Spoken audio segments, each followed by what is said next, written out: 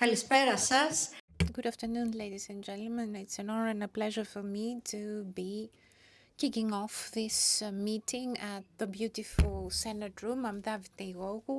I am the president of UEF Greece and I'm a member of the Executive Bureau. Let me welcome the Deputy Speaker of the Hellenic Parliament. It's an honor to have him with us. Mr. Plakiotakis is also the President of the European Affairs Committee at the Hellenic Parliament. Let me also welcome the Greek MPs. We are going to give the floor, or rather we are going to have Mr. Domenec Devesa come soon. Let me also welcome Gabriele Bischoff of the Spinelli group, along with the Euro MPs and each and every one of the members and also the friends of UEF Greece. Of the UEF Federal Committee to come to Athens for this big event, public event. It's a critical period for Europe, so we are more than happy to have a very constructive presentation and discussion during this afternoon. I will shift now in Greek. Θα ήθελα να ξεκινήσω τις...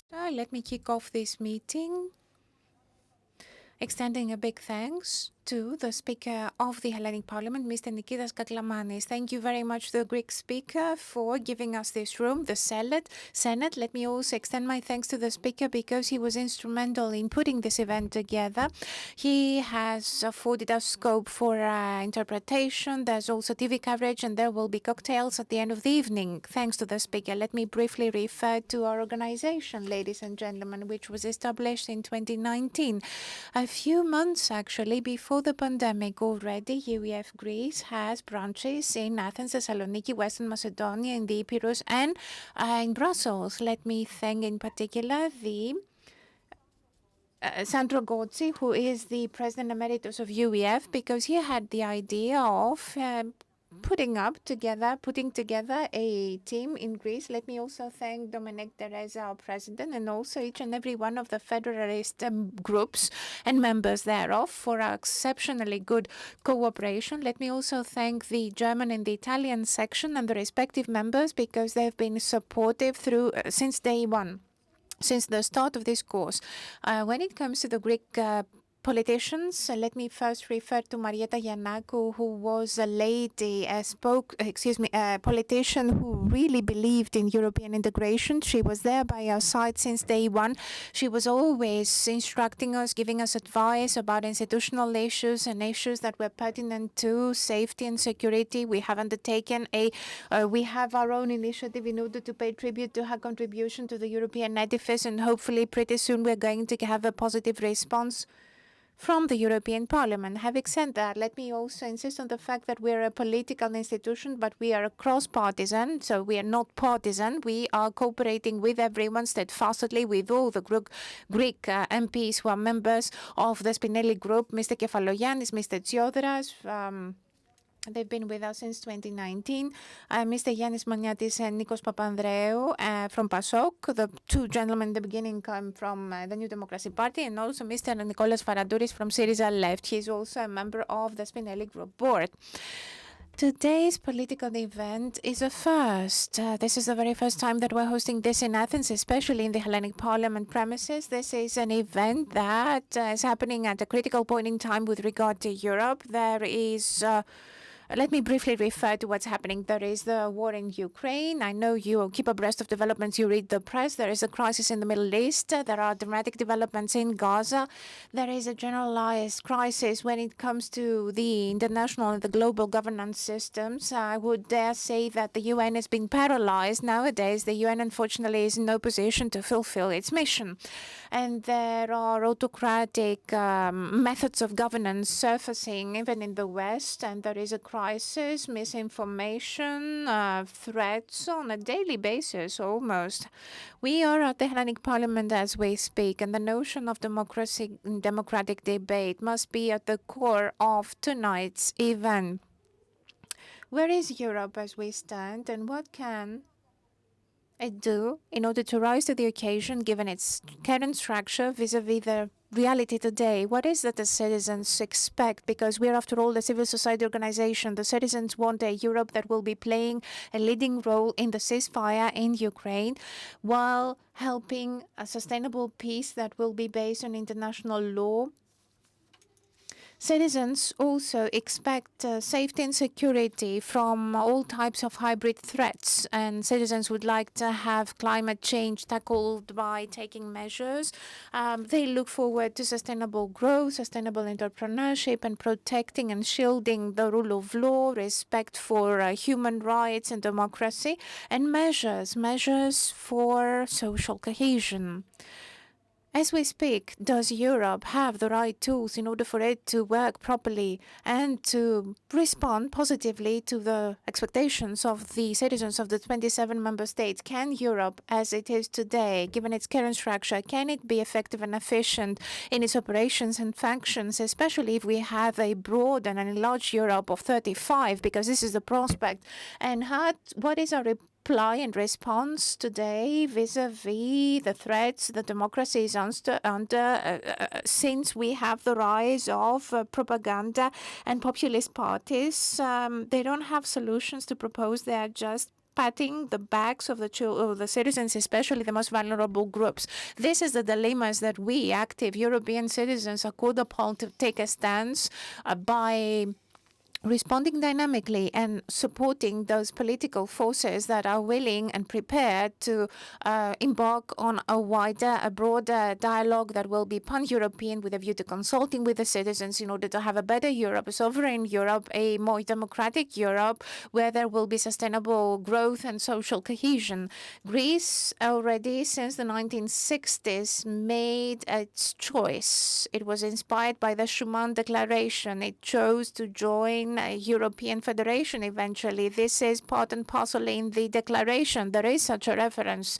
After a decade of a profound economic and financial crisis, and I'm referring to 2010, when, amongst others, there was no integration of the EMU after all, the Greek citizens, the overwhelming majority thereof, is now supportive still of the European edifice and expect us to make more determined and decisive decisions. They want a Europe that will be more determined and decisive, that will rise to the occasion and tackle today's challenges. Within the context of this effort, let me also underscore the fact that people have been instrumental. There are elected Euro MPs and national MPs. Their cooperation, their collaboration will be defining, especially for the next steps to be made. This is what we're going to talk about tonight. There will be political figures who are acknowledged and have clear positions about the Europe of tomorrow. They will tell us what their views are. We're going to talk about a stronger democratic Europe that to us Federalists is certainly a European federation, the way that the fathers of the European Union dreamt of it already since the 1950s. Thank you very much, ladies and gentlemen, for your attendance and forthcoming participation. And let me now give the floor to the Deputy Speaker of the Hellenic Parliament, Mr. Plakiotakis.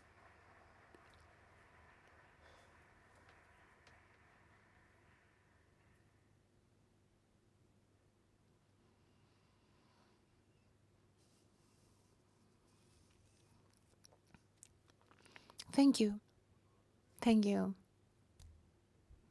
Honorable ex-commissioner of the Republic of Cyprus, now Euro MP, dear Euro MPs, former and current ones, dear colleagues and former colleagues, ladies and gentlemen, dear guests.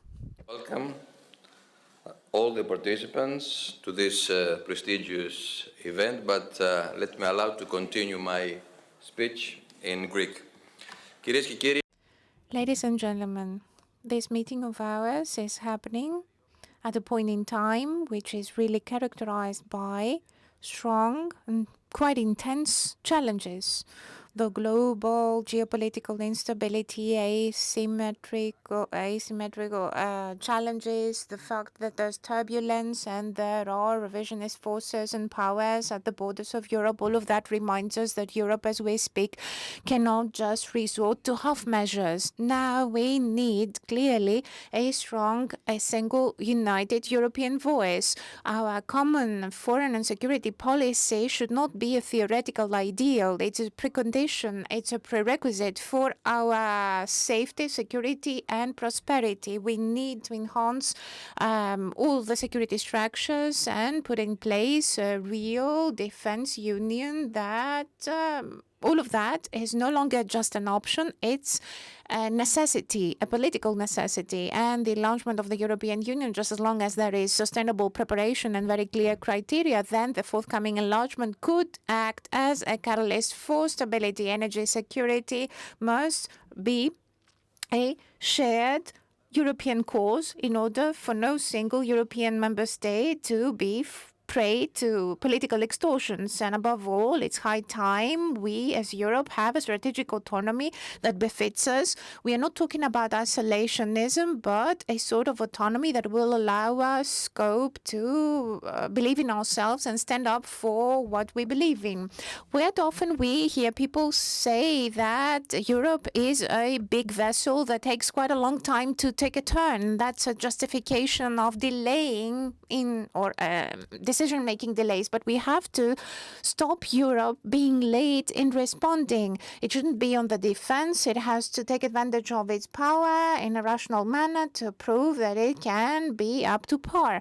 Ladies and gentlemen, the European Union is a leading force. It has a big market. It's actually 15 to 60% of the global trade for that matter. Nonetheless, Europe is called upon to manage its own survival. We have big emerging economies such as China, India, even Turkey, and also the States, of course, take advantage of the so-called entrepreneurial patriotism. There are tariffs, intervention on the part of the state, domestic consumption and production are being beefed up, obviously, because there are other reasons behind that. But then again, they are promoting their own national interests. Having said that, we ought to, for our part, adopt and take advantage of policies that promote our autonomy and our global presence without sacrificing our own identity. Since we are faced with a torrential or sweeping changes in the world economy, and given that there is aggressiveness on the part of commercial and trade competitors, the existing tools must be used duly in order for us to choose this one-way street. You see, we have to rethink those tools and our plans in terms of strategic priorities and also the methods that we're using with a view to improving the competitiveness of the European Union. And after all, this is what the letter and the Draghi report point to. With these thoughts in mind, ladies and gentlemen, dear friends, let me welcome you once again. Welcome in Greece, welcome at the House, and let me wish you all the best. Thank you.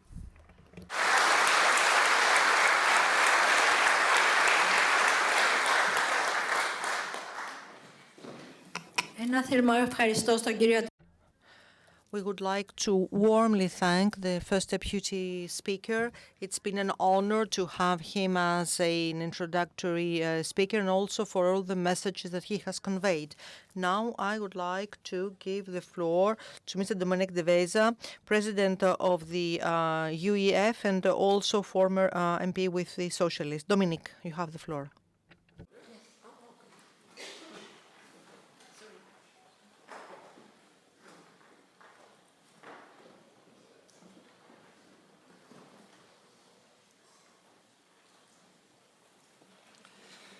Well, thanks very much, dear Daphne, Chair of the meeting.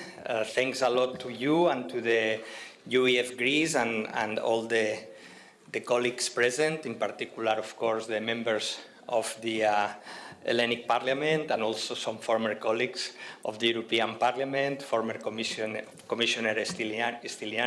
Stylianides. And I'm very honored to be able to speak from this position. I did not expect the room to have this setting. And also, I was a bit late because I took the wrong decision. I came from the airport in a taxi at this hour, so obviously that was not a good idea. I should have taken the metro.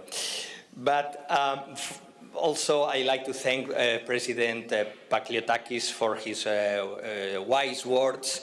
And I like to briefly, in my greeting, refer to something that he said, which is this idea of national interest.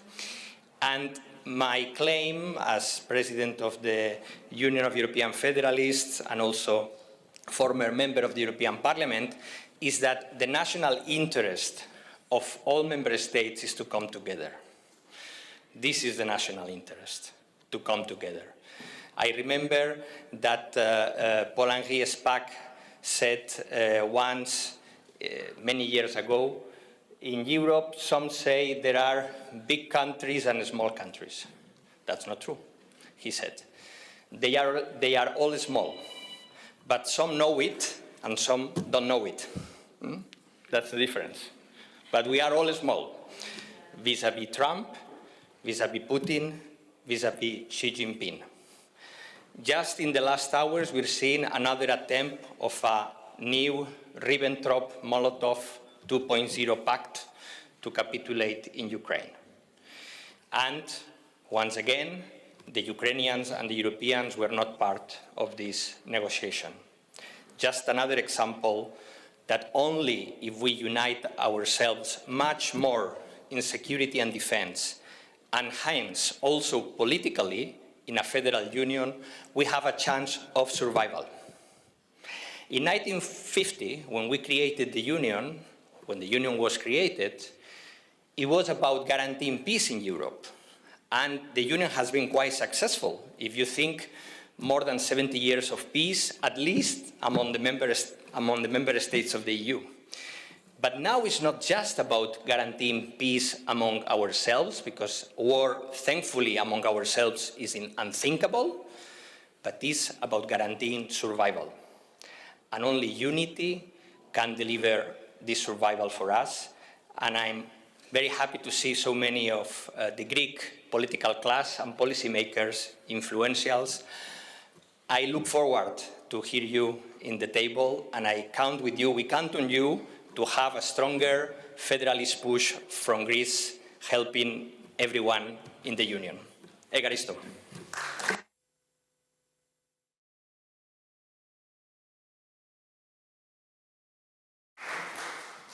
Many thanks, Domenec. And now I will give the floor to the President of the Spinelli Group, a member of the European Parliament, and from the Socialists, Gabriele Bischoff. Ladies and gentlemen, distinguished members of the Greek Parliament, First Vice President Plakiotakis, dear Federalist friends and members of the Federal Committee. As President of the Spinelli Group, I'm very honored to convey to you the greetings of the whole Spinelli Group in the European Parliament. And I also would like to thank very much the Greek Parliament, but especially the Greek UEF and Daphne, what you provided here with gathering members of the Federal Committee, Federalists from all over Europe in this distinguished Greek Parliament is something special, and I have to say, I think you all and all members of the Greek UEF deserve a special applause.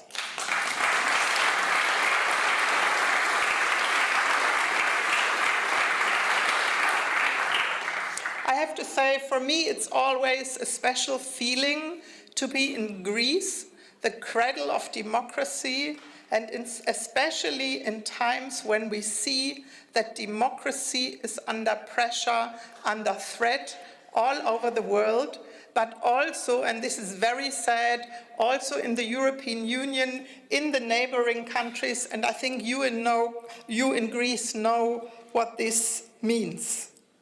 And the Spinelli Group closely linked with UEF Europe, perceives itself still as an avant-garde for federalism in Europe and in the parliament. And we unite parliamentarians from 5 different political groups, but they are all united that they don't want to give up on this dream of the United States of Europe.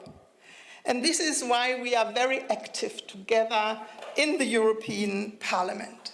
And I have to say, a friend recently asked me, how do you feel as a federalist and as the president of the Spinelli group to be in times that where we watch growing nationalism, where parties that want to destroy the European Union are growing and growing in numbers, and where there are some that want to reduce the European Union only to a common market? How do you feel about it here in the room? This question appeals to all of us as federalists. And I agree, we had better times for federalists in the history of the European Union. But I have to say, my answer is really simple. First of all, I don't feel alone. And I feel it in this room, and I especially feel it in the Spinelli group and in the UEF. We are not alone. We are a movement together. And this is very important because we all need a lot of strength in the coming months and years to not lose track of our vision and our ideas here. And I know, as also Domenec has said, that security, prosperity, peace, and social progress in Europe, in the member states, will not be possible without a strong European Union. And if we leave it to the member states, as Domenec said, some know they are small, some don't. But we see at the moment what this means for the European Union. And I have to say, I was really shocked when I saw the first time today this so-called 28-point plan of Trump. The way that Europe is not a key player anymore and not seen as one should make us all very concerned. And this is why I think that great concerns when I talk to citizens, and I do that a lot, is that most of them are very fearful of the future, that they feel insecure, that they discuss what does this war mean for us. They fear about their jobs, they fear about their future, they fear if they can pay their mortgages or their rents. And this is where a lot of political groups capitalize on, the fear. And what they want to do is to increase the fear in our citizens. And this is where we come in, to make Europe stronger, that it can really act. And the European Parliament and the Spinelli Group was the driver for the conference on the future of Europe, and with concrete proposals for the reforms. And we are waiting for the member states, and we need to push them stronger, because Europe and the European citizens cannot afford this weakness of the European Union in current times. And this is when I think about how I feel, I'm even more convinced than I was in better times. And I have to say, I think about Spinelli in very dark times on an island, having the courage to really have this vision of Europe and to also come up with concrete steps. I think about Ursula Hirschmann, who was so courageous to make sure that we all still discuss these ideas. And I think about Jean Monnet, and also the Action Committee on the United States of Europe. What an optimism, shortly after the war, 1955, to start this. And this is when I say to my friend, we are ready And we are here, and we are together for a federalist Europe, for a stronger Europe, and some of us, and myself too. We have a vision, but we also have pragmatic first steps how to get there. And I think targeted treaty changes, from our point of view, would be this pragmatic way. So, friends, colleagues, in the next 2 days, we will discuss a lot to not lose sight and to develop strategies for our federalist movement in Europe. Strengthen it, the movement, strengthen the European Union, and to move forward together. Long live Europe.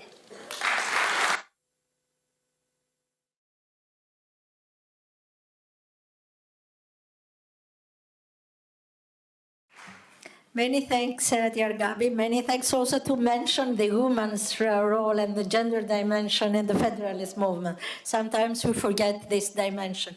I welcome also Manolis Kefalogiannis. I referred to you before, so that you are with us from the beginning.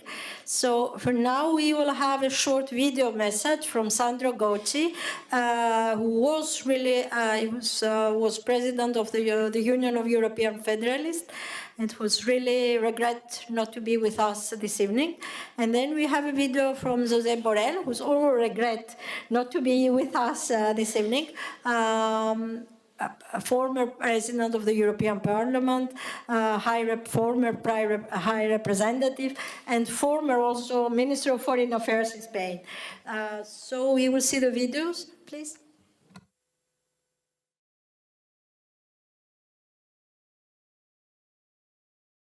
Federalist friends, dear Domenec, dear Gabi, dear Daphne, I really regret that I cannot make it today in Athens, but at the same time in Bilbao we are celebrating the Congress of the European Democrat, and I'm the Secretary General of the European Democrat. It would have looked a little bit bizarre if I wasn't in that part of Europe, but I'm with you with my heart, I'm with you with my commitment, and I know also that I can rely on your strong commitment. The battle for the European Federation has entered into a new phase. We have already said in the past, this is the moment for the European Federation, and we were right, because we lived at a moment in European history where the Federalist battle and the Federalist commitment has made a difference. Has made a difference with the Treaty of Maastricht, has made a difference with, in other moment of our common history in the European integration. But this time it is at the center of the political battle. This time the approach to European Federation, the fight for European Federation, is the radical alternative to the nationalism, to the neo-nationalism, and to the extremism which wants to block and dismantle our union from outside and from inside. We see it every day. We see it in the European Parliament. We see it in the national parliament. The force of the extreme right now play the European game within the institution to block the institution. Participate to the European decision-making process to block the decision-making process, strike alliances with actors outside the European Union whose interest is to destroy the European Union. I mean, who would have thought that the President of the United States of America would have said that the EU was born to screw the US? And this is what has happened. This is what Donald Trump said, and this is what, after all, his allies within the Union from the extreme right thinks and do every day. So this is why the European Federation is very important. It's very important also because we have to be honest with our citizens, and we have to be honest with all the peoples who aspire to join our common European house. I'm talking about the continental unification. I'm talking about the necessity of reform, the need to reform the European governance in order to be able to both face the multiple global challenges and also win the challenge of the continental unification. We have leaders who continue to promise to our Ukrainian sisters and brothers, to our friends from Southeastern Europe, that we are open, the enlargement will happen, but they don't say a word about the need to reform. They are cheating. They're cheating both to the people who aspire to join and to our citizens, because it is impossible to unify the continent. It is impossible to play a geopolitical role as European Union without reform. This is why I'm very grateful to you all for the support to my report, which the European Parliament has adopted in October on the institutional consequences of the enlargement. I think that it was really a great result. We had a solid majority, which is absolutely difficult in this term, in this European Parliament. Now must use it. Now must use that political support, that political commitment to put pressure on the European Commission, to put pressure on the President von der Leyen, to put pressure on Antonio Costa, to put pressure on the key members of the European Council, because we want to enlarge qualified majority voting. We want to increase the European budget. We want to adopt finally a truly European electoral law, because we must win the challenge of efficiency, the challenge of power, and the challenge of democracy. And the cost of non-reforming would be too high, would be unacceptable. And this is why we enter into another new, decisive political phase. This is why it's very important your meeting in Athens. It's very important that you have from Greece, you have from Brussels, and the Spinelli group enhance their cooperation, because we really need to join forces to win the battle. And I'm confident we will win this battle. I wish you all a very nice conference. Dear Federalist friends,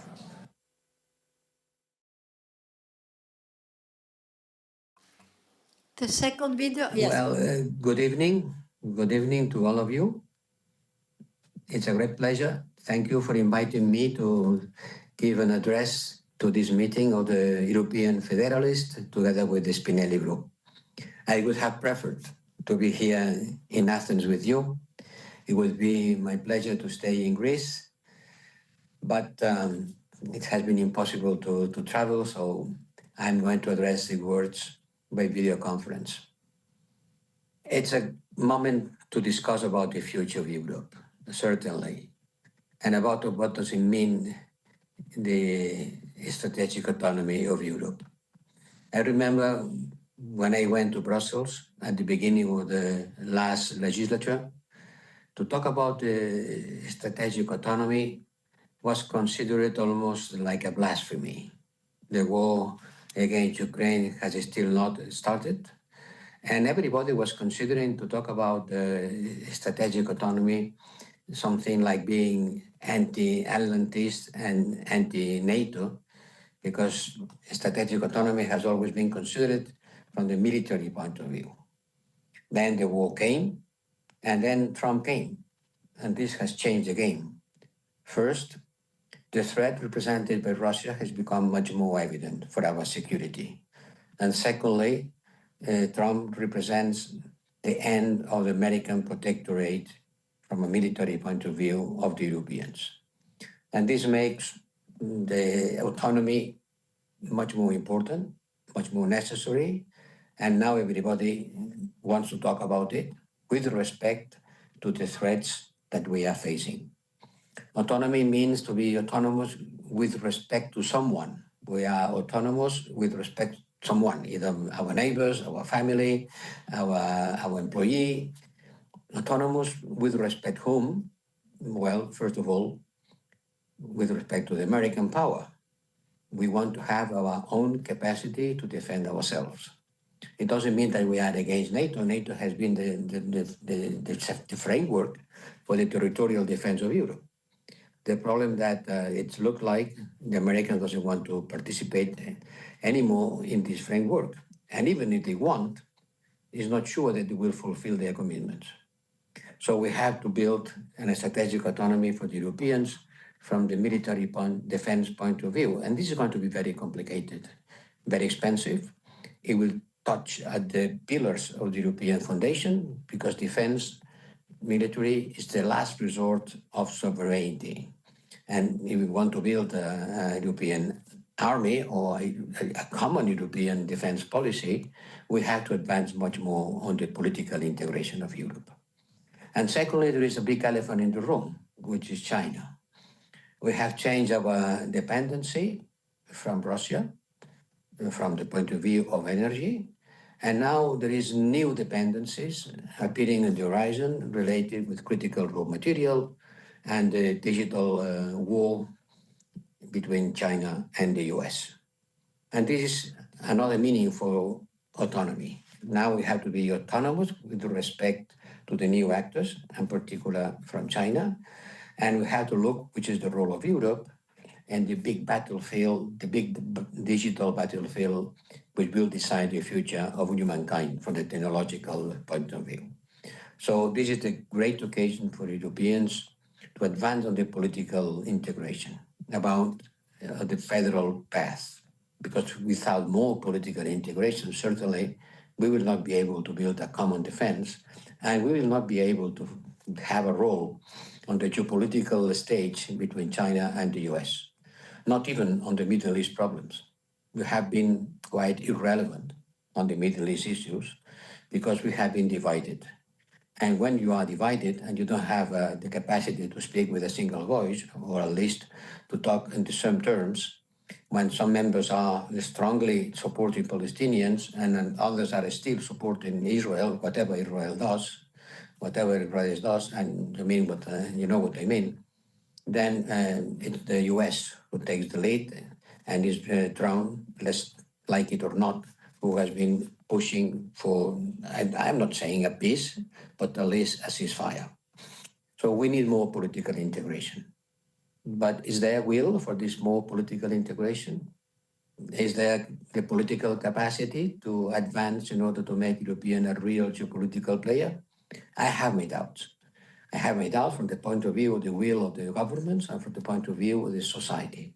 And this is the moment maybe in which we, the Federalists, the ones who want a federal Europe, have an opportunity to explain which could be the advantages and the difficulties to advance in this way.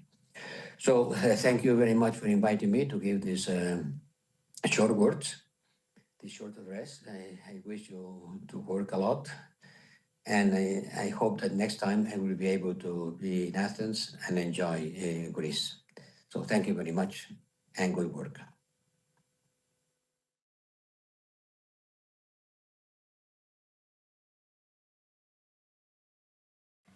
We will continue with a short presentation of a pilot initiative we start this year with the UEF. Past year, the same period, in November past year, we were in Hungary, and we discussed a lot about the enlargement, 20 years after the enlargement to the East Central Europe. This is the first time we decided to cover the impact of the enlargement in the south, and in particular starting with Cyprus. Why? Because Cyprus will start the presidency in a few weeks. So it will be a good opportunity to see a little the impact of the enlargement in the island, in the democracy of Cyprus, and to see the progress, the challenge, and also to evaluate a kind of the reaction of the civil society in the island and how they participate, how the people they see the European integration, and how we can really promote cooperation and activate section in the island. So we will publish the report in English, and we have also prepared the translation in Greek. And I would like to thank, yes, the report is here.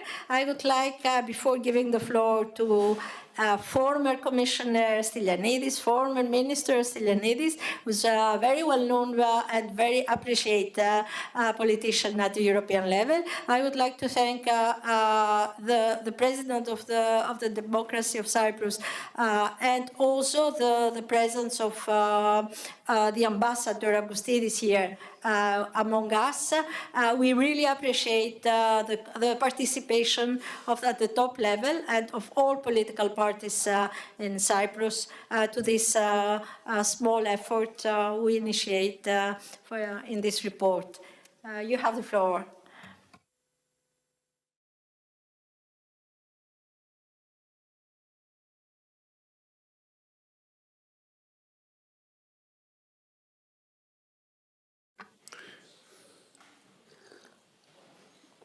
Καλησπέρα σε όλους. Καλώς ορίσατε στην Ελλάδα. Good evening to all. A warm welcome to you all for being here in Greece, in Athens, but allow me to continue my talk in English because the organizers, very righteously, had prompted me to take the floor in English. Hellenic Republic, my dear friend, Mr. Plakiotakis, dear colleagues, dear Ambassador of Cyprus Republic, dear members of Union of European Federalists, ladies and gentlemen. First, I would like to thank the leadership of UEF for the kind invitation to address today's event here at the Hellenic Parliament. There is no doubt that this event is very timely, even though the topic is not a new one. I always recall that for all of us who advocate for a more integrated Europe, the demand for a stronger, more democratic and more inclusive Europe has always been at the top of our priorities and goals from the very beginning. Dear friends, we are witnessing a key moment in modern global history. Geopolitical shifts and reshaping the world order with major consequences for security, economic development, and political stability across Europe. Core values and principles that have governed international relations for more than 80 years are being challenged and redefined. Our European Union is trying to navigate through these challenges. Our unity is being tested. And today, we face critical decisions about Europe's role in the world and its future. We must admit it from the outset. Our European Union, the entire European project, is at a critical juncture. This is an existential moment for Europe. We cannot escape, and we should not escape this reality. We must respond with unity and prudence, not with business as usual. We must grasp the opportunities emerging from this dynamic and volatile environment and make the most of them. This reality requires pragmatic strategies, enhanced collaboration, and the building of long-term resilience in Europe. This is a moment that calls for action that deliver concrete and lasting results. What we do now will shape Europe's future for years to come. What we do today will determine the course of the entire European project. It will determine essentially whether we move toward deeper integration or slide toward disintegration. Whether we return back to the future of traditional nation states or move forward to a united Europe. One with strong competitiveness, substantive political influence in global affairs, and the capacity to secure the safety and prosperity of European citizens. I strongly believe that if at this critical juncture we allow Europe to take a step backward toward political disintegration, we will undermine, if not destroy, Europe's influence and role in global affairs. At the same time, we will jeopardize the well-being of European citizens. This, of course, does not mean we should avoid discussing the real institutional and bureaucratic obstacles we face. On the contrary, we must address and overcome them. Europe's institutions must and can adapt to the new realities. But returning to the traditional nation-state model is not the answer.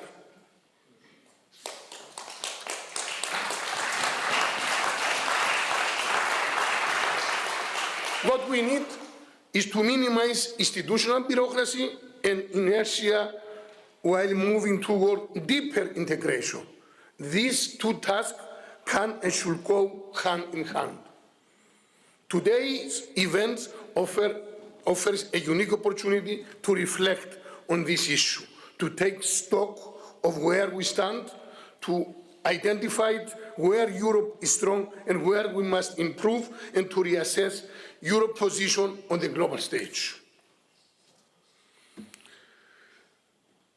As President said, I have to follow the directions about Cyprus questionnaire.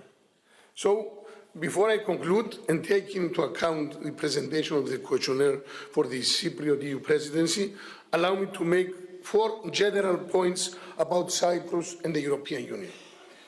First, Cyprus's accession to the EU in 2004 was the most important achievement in the country's modern history.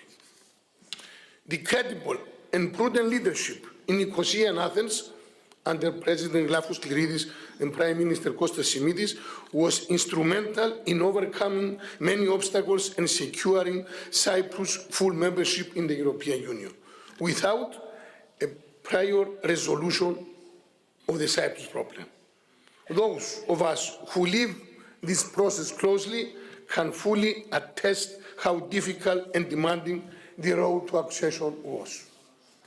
The second one, since 2004, Cyprus has greatly benefited from integration into the European political system. EU membership has been a major pillar of Cyprus's development. But above all, the most important impact is political and remains political. The EU serves as a political protective shield for Cyprus.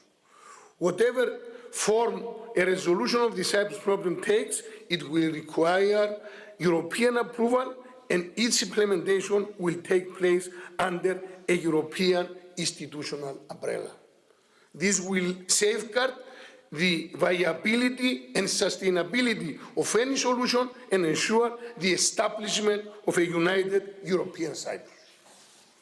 Third one, Cyprus is uniquely positioned to act as a bridge between the EU and the countries of the Eastern Mediterranean, including Turkey. In a region afflicted by wars and conflicts, a united European Cyprus can serve as an example of peaceful ethnic and religious coexistence. It becomes a platform for reconciliation and dialogue. And the last one, fourth, only a comprehensive solution to the Cyprus problem and the establishment of a united European Cyprus will allow the country to reach its full potential. Only then will all Cypriots, Greek Cypriots and Turkish Cypriots, be able to fully enjoy the benefits of EU membership. Dear friends, with these thoughts, I would like to thank once again the leadership of UEF for giving me the opportunity to be part of this event, to talk the future of Europe, and to enjoy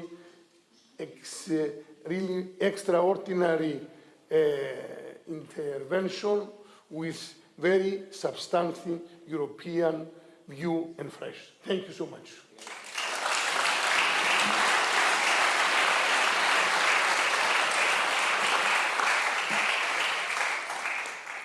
Many thanks for this really inspired speech and the statement.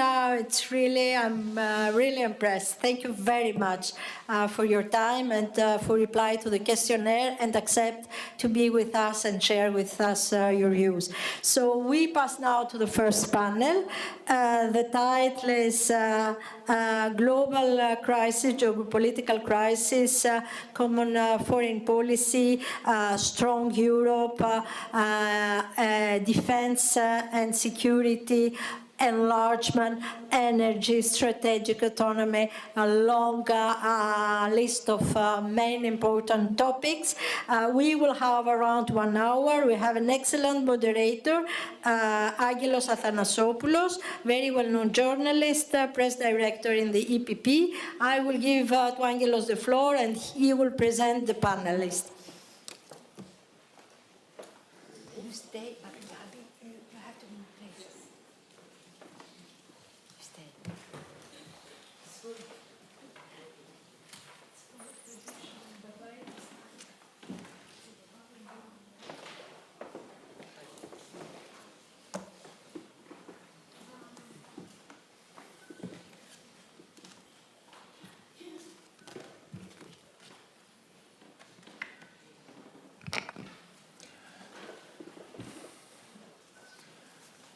Good afternoon to all. My name is Angelos Athanasopoulos.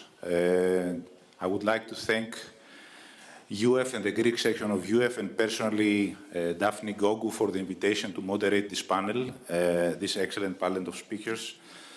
I would like, before I present the panelists, to take advantage of being the moderator to combine 2 points. Good friend and former Commissioner Stylianidis mentioned that Europe is now facing an existential moment. I think this is something we should all keep in mind. A few decades ago, after the end of the Cold War, due to the dissolution of the Soviet Union, the Europeans made the great decision to form an economic and monetary union. Today, with the resurgent Russia in the place of the Soviet Union, we are facing the moment when we should decide if we want to take a step further and go from an economic and monetary union to a political union. It's a very difficult question to respond, and of course I do not have the answer because people like the panelists will give us their views and ideas. So without further ado, I would like to present our panelists. First of all, Mr. Domenec Devesa, who is the president of UEF and former MEP with the Social Democrats. Mr. Dimitrios Tsiodras, a member of the European Parliament for Greece with Nea Demokratia and the EPP. Mr. Dimitris Mantzos, MP with PASOK and parliamentary representative here in the Hellenic Parliament. And also to my left, Mr. Daniel Freud, member of the European Parliament for Greens EFA Group. So I would like to start this panel with a question for Mr. Devesa. So, as we just mentioned, the EU is facing the biggest geopolitical crisis since the end of the Cold War. We have full-scale conventional war returning to the continent since 2022. And at the same time, the transatlantic ties with the United States have been severely strained since Donald Trump's return to the White House. My question to you would be if you could highlight to us 3 major steps that, in your opinion, the EU could take to strengthen its global position. Thank you. Thank you very much, dear Angelos, for your introduction, and once again to Daphne and to the Hellenic Parliament for the opportunity to to be in this panel on such an important topic. I think former Commissioner Stylianides said it very well when he said that, and you also pointed this out, we are in an unprecedented situation in the past 80 years, and we cannot continue as business as usual. One factor is, of course, Putin, but as important is Trump. And Trump, you can say, has either broken the transatlantic relationship as we know it, or at least has, if you want to be more diplomatic or to be more nuanced, has completely redefined it, no? As a relationship that is not based anymore on values and interests, but on transactionalism. Now, the first step, because you mentioned 3 steps, the first step is to realize that this is a totally different scenario. And I'm saying this because some colleagues, I will say in the member states in particular, some governments seem to be in denial about this situation. And would like to believe that we still have the Americans to protect us unconditionally. I'm not saying we have lost them completely necessarily, but I think it's clear that we cannot rely on them unconditionally as we thought before. And what we're seeing is an interesting coalition, I will say, in the European Council of those, which is right now the majority, which is composed by those that politically sympathize with Trump. We have a number of leaders in the European Council. And then those that are afraid of Trump, and they think the best strategy is just to give in to all the demands that he is making. And now my question, is that working? I'm not very sure that this strategy is working. And that will be the second step. So change the strategy vis-à-vis Trump. I referred to that before. In the last hours, we see another attempt at cutting a very lopsided deal in favor of Putin in the Ukraine war. But in the meantime, we as Europeans have given to Trump the 5% of GDP for defense expenditure. We have accepted 15% baseline tariffs. Looks like we are also going to delay our artificial intelligence regulation, that we are going to not fine the digital multinationals of the US. But what are we getting in exchange? I have the impression that the more concessions you give, you are encouraging more demands, more unreasonable demands by Trump. And the third step is precisely to develop, High Representative Borrell said it, develop our own defense union. Once again, we are not going to abandon NATO. We are not going to be the ones renegating from NATO, but it is clear that we need to have our own capacities, our own mechanism, if, God forbid, the need arises to use it. And with this I conclude, not to make it long, because this is more like a dialogue than presentations. The interesting thing is that we have instruments in the treaty to go about it. I agree, of course, with Bischoff, president of the Spinelli group, and with Sandro Gozi, that we need targeted reforms to the treaty in terms of overcoming unanimity, in terms of democratic legitimacy. At the same time, in the field of defense, we can take important steps already with the Lisbon Treaty. Why? Because Article 42(2) of the treaty says that the current state, which is the progressive definition of a common foreign and security policy, should lead to a common defense. And what is a common defense? Well, it is Europe taking care of the territorial defense of Europe. So we have provisions in the treaty that we need to apply. It is true that it's not easy because it requires unanimity. Okay, let's give it a try. If there is no unanimity, then we go for a coalition of the willing member states. But it is very important, and I hope we can get support also from the Greek colleagues on this, of the Hellenic Parliament, but also in the European Parliament, because we need to put this idea in the radar. Because, dear Christos, is not in the radar at the moment what the Commission and the Member States are discussing, which is, of course, good, nothing wrong with that, is joint production of weapons and joint procurement. And rearming may be too much along national lines, but okay. But this is only part of the equation. We need to have a European chain of command. We need to have a European headquarters. We need to have the possibility to make the mutual defense clause of Article 42.7 operational, which is not operational at the moment.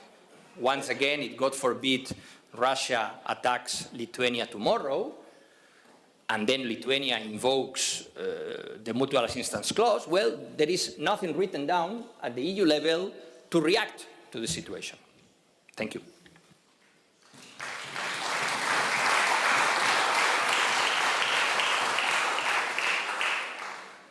Thank you so much.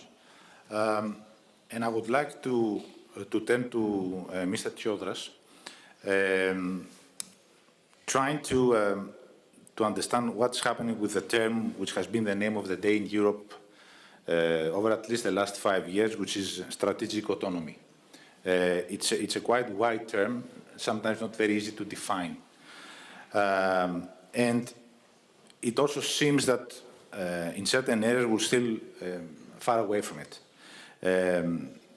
I would take as an example the recent case with China's rare earths export ban, which caused shivers in Europe, and also what Mr. Devesa also mentioned in his first intervention on the unbalanced trade deal we concluded with the United States.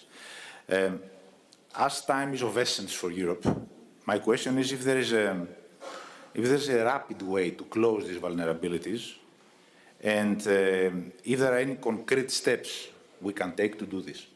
Thank you. Thank you, Angelos. Let me welcome the colleagues and former colleagues from the European Parliament here and the friends across Europe. I asked from the organizers to prepare my presentation in English. I have prepared it, but since I have the option to speak in my mother tongue, please let me speak Greek.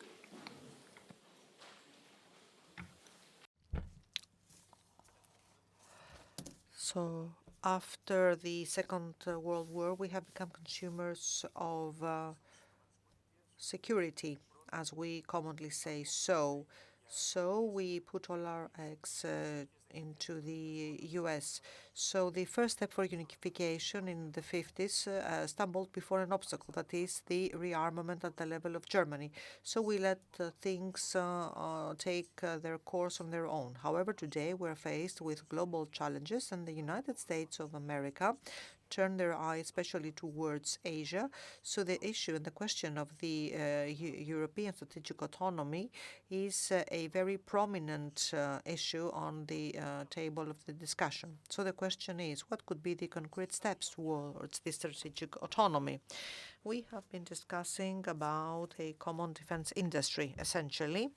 So this is about the 800 billion euro budget, and that would be funneled either in the form of this common program, SAFE, or via member states' budget.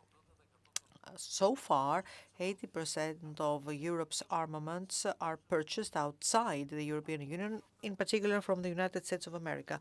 But first and foremost, we have to draft a common foreign affairs policy and a defense policy to define what are the actors that are the opponents of the European Union. So it is not only about Russia, because there are also challenges at the level of the Aegean Sea. So it is not only about violations with traditional, if you like, or conventional air force equipment, but also drones. And this has been the case for decades. So we need to see how to deal and address these challenges in a uniform manner. Of course, we have not reached that point yet. I think that Donald Tusk was very right in formulating this argument. 450 European citizens ask from 220 million Americans to protect them against the millions of Russia. And this is indeed the case. We have a huge power and we do not tap on it. So all those discussions in various areas, whether it is about the energy union or the capitals union or the infrastructure or anything for that matter, it is all about economic terms and how to reinforce our single market, which is, of course, a huge potential, but we do not proceed with the big stake, the big challenge, because that has been our origin back in the 50s. That is the political unification of Europe, and this is not put forward by any political party as a priority.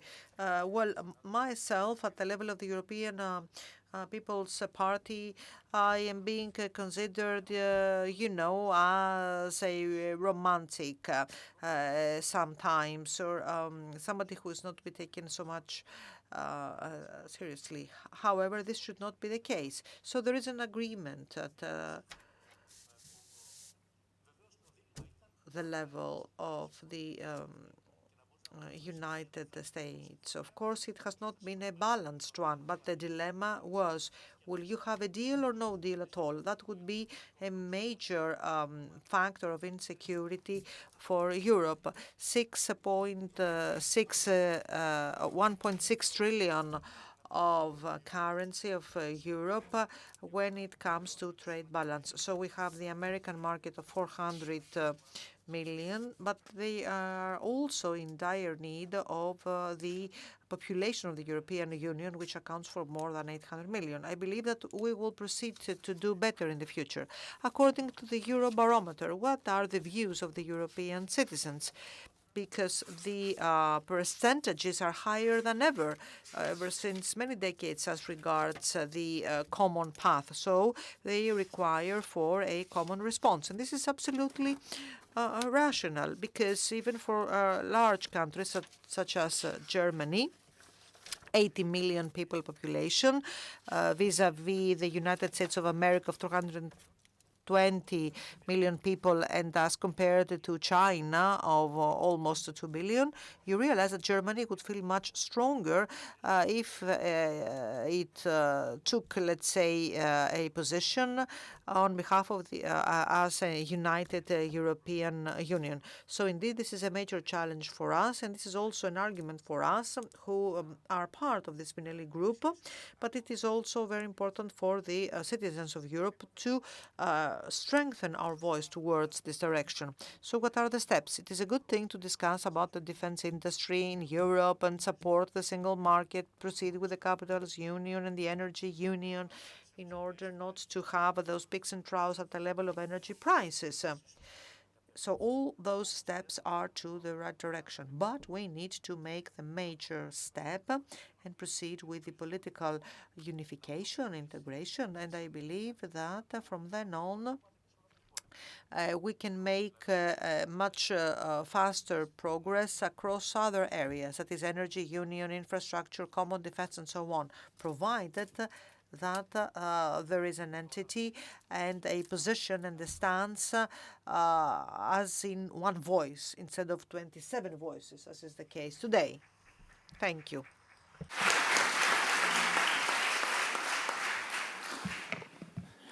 Mr. Tsoudas, thank you so much. And I would like to turn to Mr. Madjous, who is taking the place of Mr. Maniatis, who had an urgent problem and he couldn't be with us.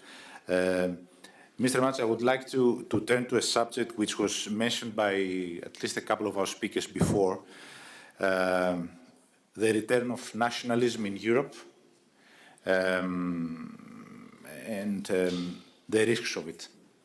And it seems that extreme right or hard right parties are gaining ground both nationally and at the European level. My question to you would be, how much do you think that these political forces can negatively influence EU's foreign policy. Thank you. Thank you, Chair. Thank you so much for being here. Welcome to the Hellenic Parliament. Welcome to Athens, to our colleagues from around Europe. It's rather unusual for me to sit here, but it's a great image to see a full house here in Athens. And on behalf of Yannis Maniatis, warm greetings. He's very sad that he will lose this opportunity to be with you due to a light health issue. He's very well right now. Thank you so much for having me here. Yes, the problem is real. The problem is very serious, and I am prompt in my reply to you, Mr. Chair, that we, yes, face a very serious challenge, a very serious threat, to be honest, when it comes to the rise of far right, the rise of populism within the European countries and the European Union as a whole. It comes not as a surprise, I'm afraid. It comes as a consequence of the lack of social fair and social right policies in the past. It comes as a consequence of the lack of the deep and real democratic legalization of the European institutions. We are talking and discussing a lot about this divide between the European institutions and the European peoples. We talk in Greece and in other member states for this deep divide between people and the institutions of the state, the institutions of democracy. Democracy is a Greek word, as you already know. It means power to the people. Demos is the people. We have to bring demos, the people, closer to democracy if we want to tackle in an effective way the rise of populism and the rise of the extremes in modern democracy. When it comes to foreign policy, I'm afraid that yes, the extremes have a rather let's say, bold impact on the foreign policy of the European Union. We see it in many issues facing Europe over the past couple of or so years. Since 2022, we've seen the far right of the extremes have seen it as difficult to have a stance against Russia after the barbaric and illegal invasion against Ukraine. We see these problems that we have to have a common strategy and a common stance when it comes to sanctions against the Russian Federation. We see the problem with the extremes when it comes to our enlargement. We see many issues with reactions coming from far-right parties regarding the enlargement and the deepening of the European Union in the Western Balkans and in other parts of Europe. So I think the reply to all these phenomena is, I will add to Mr. Tsiodras, to what Dimitris already posed, that we need a coherent common foreign policy based on principles. We as Europe should remain the beacon of peace, stability and the international law in the broader region. We have to see the map from above, not in between our nations, in between our member states.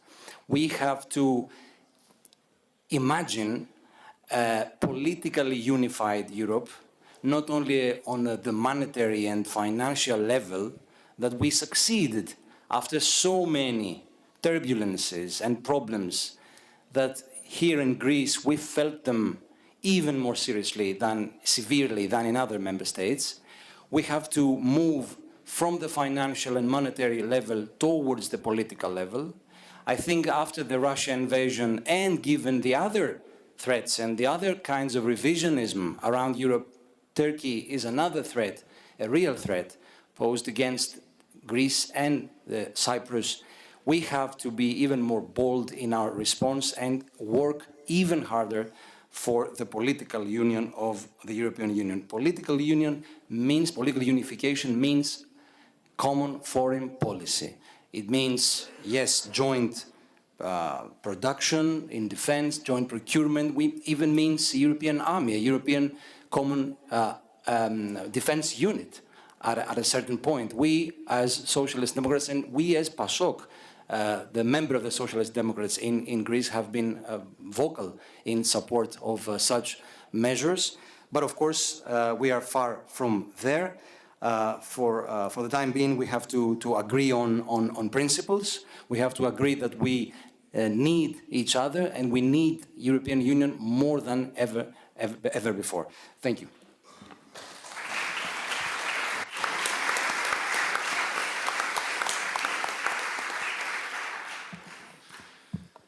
Mr. Vandos, thank you. Last but definitely not least, Mr. Freud, I know you follow, like we all do, but I know you follow very closely developments in Ukraine. And we had yesterday's announcement of this definitely lopsided peace proposal. But still, Russia's war of aggression against Ukraine brought back on the table an issue which was, I would say, quite sidelined by the EU27 for a few years, which is enlargement.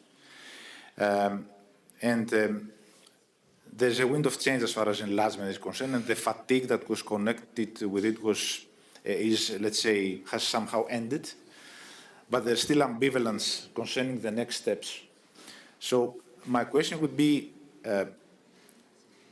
how fast we could possibly proceed with enlargement now that the sentiment has changed, especially with Ukraine. And should we maybe consider gradual integration steps or a big bang enlargement if we suppose that we're ready for it? Thank you. Thank you, and thanks to the Union of European Federalists for bringing all of us together here. It's good to be among federalists and to be able to openly and proudly say I am a federalist. It's in these times it's kind of bizarre how anyone cannot be, how anyone thinks that, you know, us not being stronger together in the Union, that it makes sense to tackle the big challenges of our time together rather than everyone for themselves. But unfortunately, these are the times that we're in.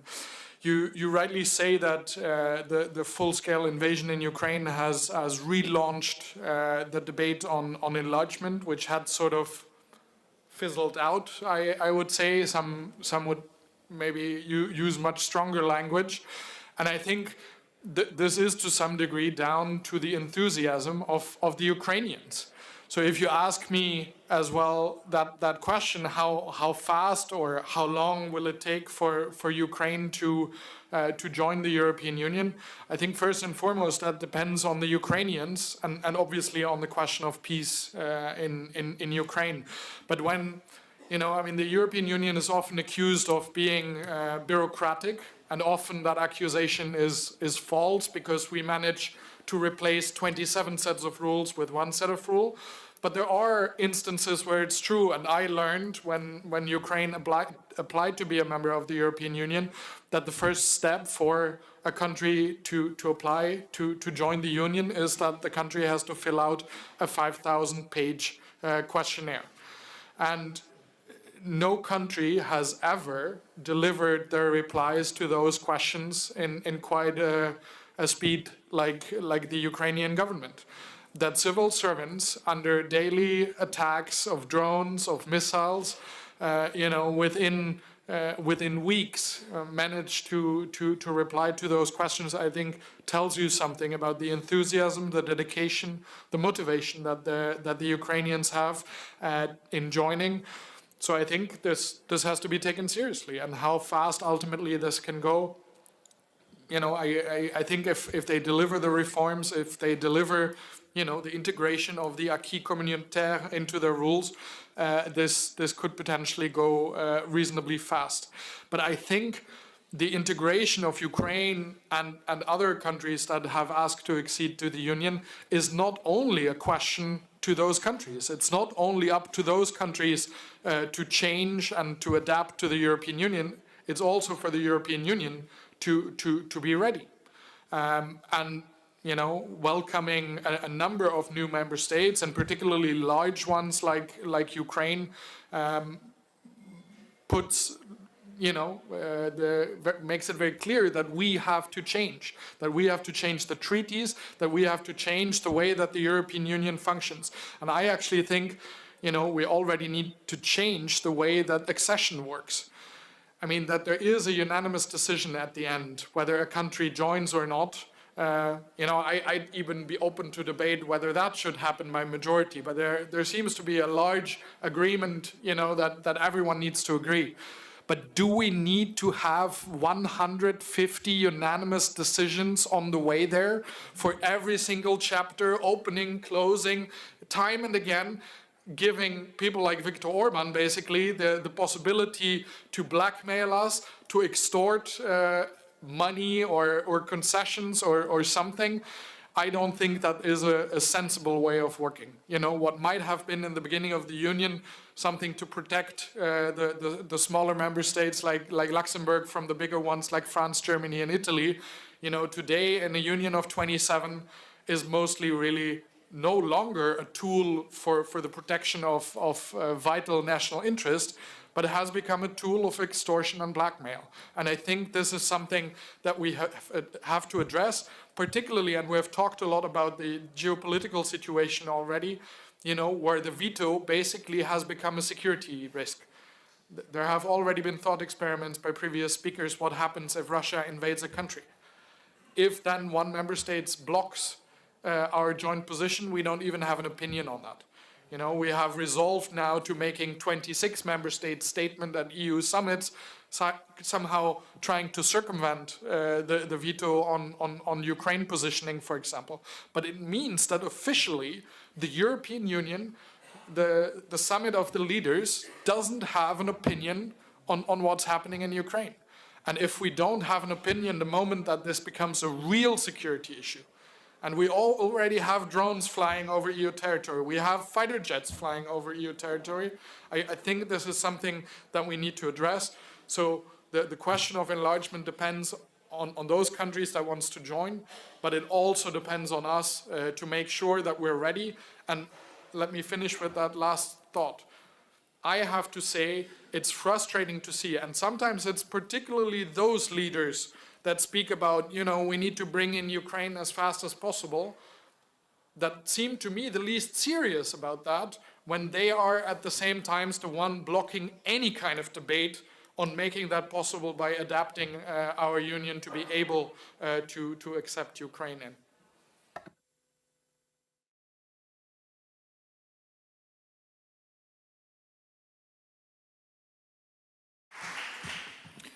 Thank you, Mr. Froda. Thank you all for responding to the easy questions. So let's go to some, let's say, more general questions that I would like to address to you, and I would like your views. So now, I suppose you would agree that great power politics is back in Europe, and with it, hard power is back.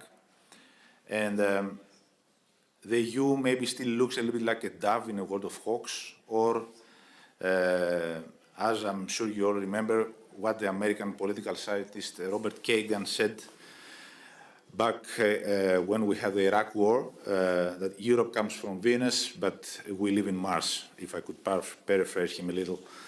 So my question, and I will follow the same line, starting with Mr. Devesa, concluding with Mr. Freud, is can we still aim for an ever closer union?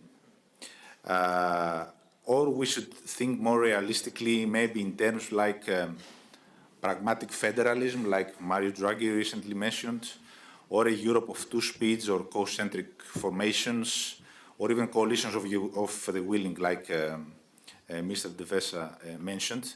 And if you think that these kind of formations could also be a risk to EU unity and create frictions between smaller and bigger states.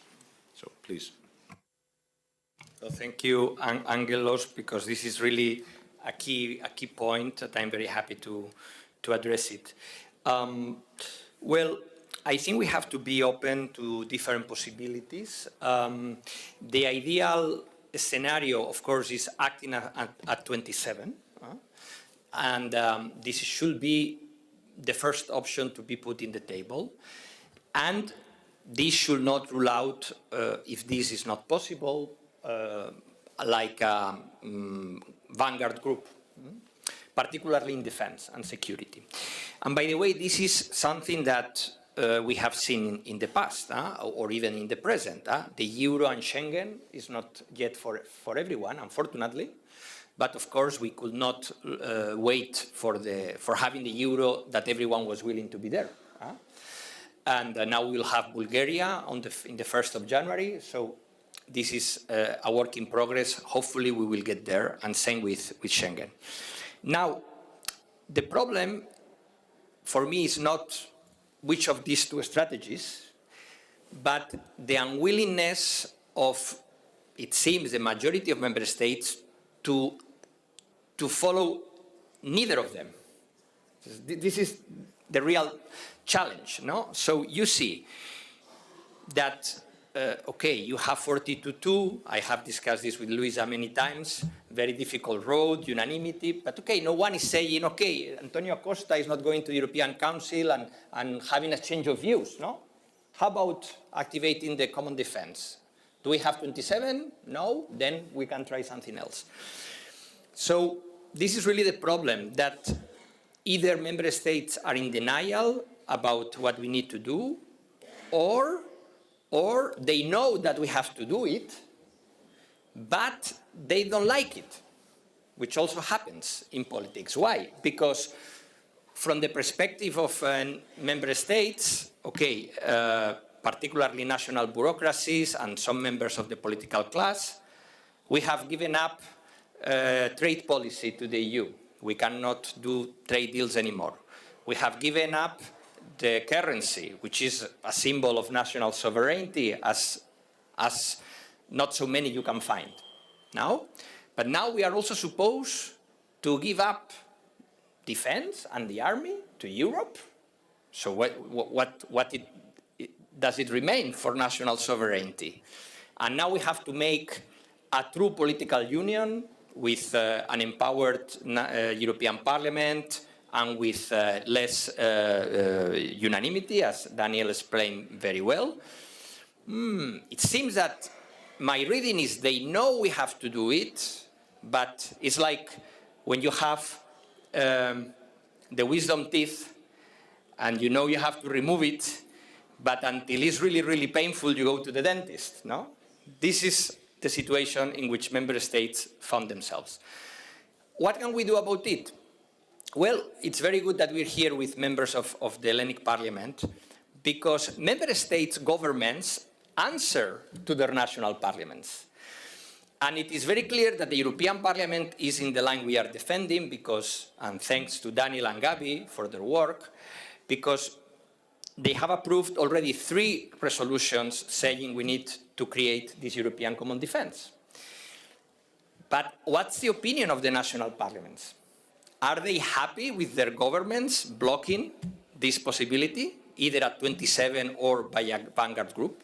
So this is why it's very important that here in Athens we also, in a way, set up the founding act of an alliance of MEPs and MPs to move forward this process.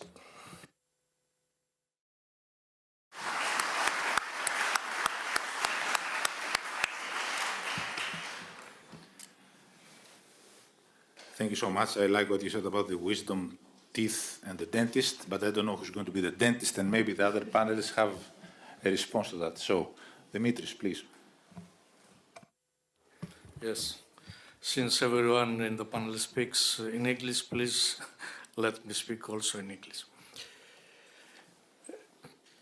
We discuss about unanimity and the majority. The question is is the way to move from unanimity to majority or qualified majority to form is the way to form a common foreign and defense policy, or to form a foreign and defense policy, a common foreign and defense policy, is the precondition in order for someone to give up unanimity.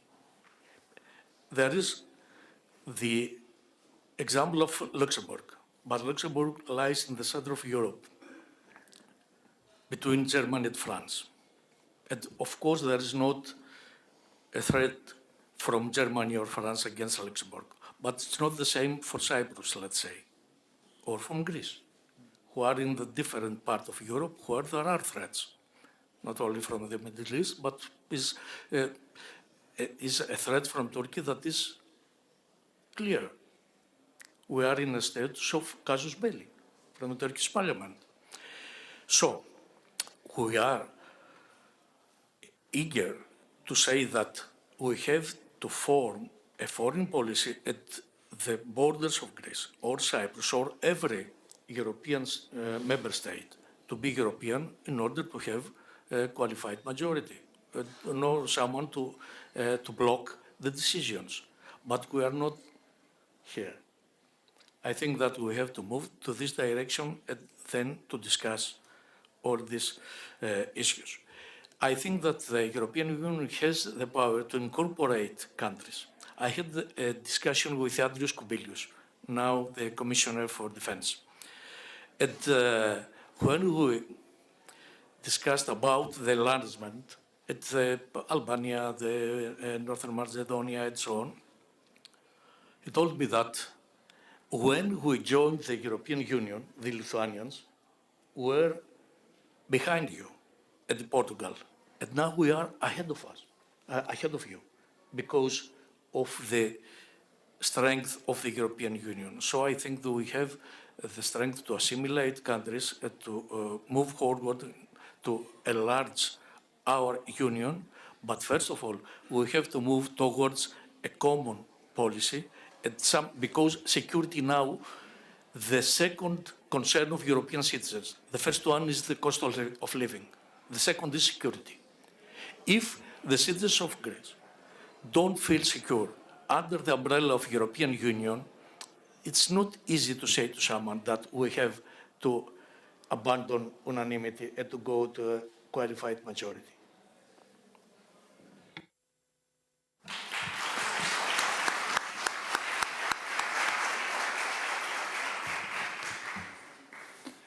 Thank you, Dimitris, for setting a different version of priorities. Mr. Matos, please, the floor is yours. Thank you, Mr. Chair. As we already said, the Union should take some very serious decisions in the future, in the near future. We have the Cyprus presidency, Mr. Buster. Every success we wish you. The Greek presidency will follow in June 2027. Many serious decisions will be taken then. Being an economic power does not mean that we are automatically a geopolitical power as well, so we have to stick to the need to form a coherent common foreign policy and security policy that will complement NATO, given the recent developments in the United States of America. And this defense policy must not come at the expense of social budget and funds, the social and welfare state, and a socially just Europe. Only a socially just Europe is a safe Europe. And speaking about great powers, great power politics that you asked, I think the 28-point peace plan for Ukraine may be the recent proof of the return of great power politics in Europe. And it seems that Europe is not around the table, so we cannot allow it to be on the menu. We have to work very hard on that. We should be all 27 member states on board. This could be the ideal scenario. And the thing that we the fact that we are not on board, everybody, every member state on board, is a problem, of course. But even now, we have a kind of two-speed Europe, given on the financial and monetary level. We have adopted the euro. Many countries have adopted the euro. Others have not adopted the euro. They could not, or they don't want to, such as Sweden.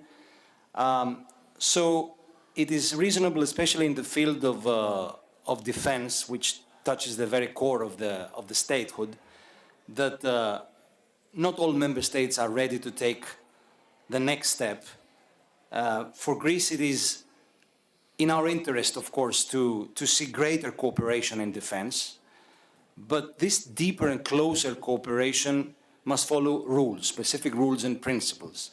And these rules lie within the framework of the treaties. And as Domenec Devesa already noted, if I'm not mistaken, many things like the joint production of the joint procurement, many steps forward can already be made within the treaties as they stand right now.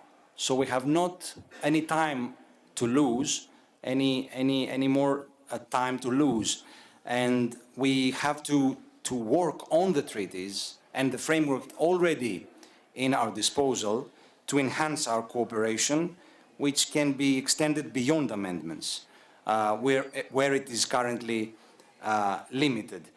So I think if I have the opportunity for the unanimity or the other issues raised, yes, of course the unanimity is a hot debate all over Europe.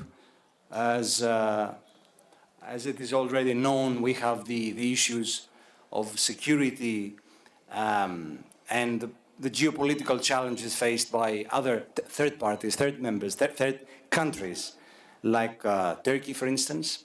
So I think when it comes to sanctions or the joint decisions in face of the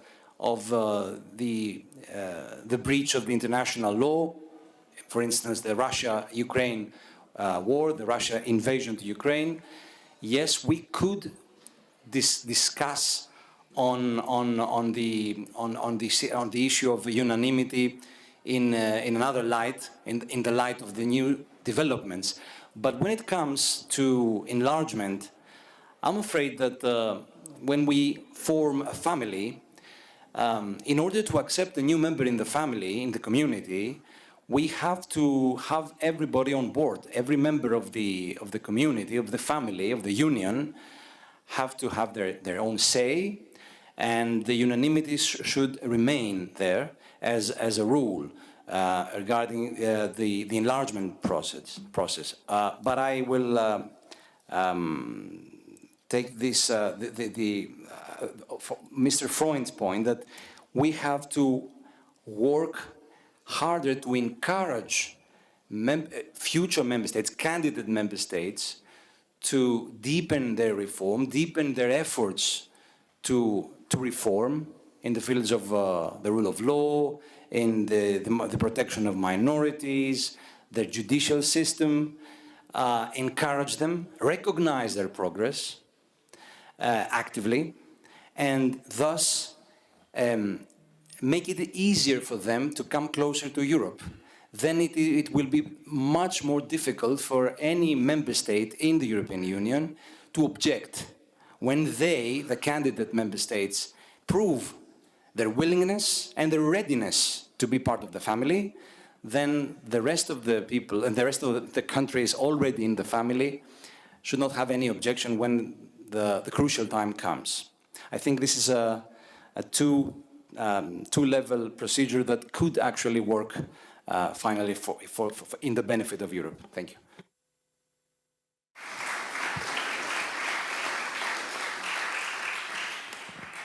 Thank you so much. Mr. Freud, please. I think basically, I mean, you asked the question, ever closer union, yes or no? I think there are two paths, basically, that have some inherent logic. And one of the path is basically what this organization, the Union for European Federalists, and us, members of the Spinelli group in the European Parliament, stand for, to go towards deeper integration, more working together. And the other model is proposed by people like Nigel Farage and Viktor Orban that say, look, let's go back to the nation state. We basically abandon the European project. The answer to all our problems is the nation. And you know, when you look at the economy, for example, with the euro, with the fiscal capacity and everything, I mean, this country has basically experienced harsher than any other country in the Union what it means that we're sort of halfway stuck in the integration.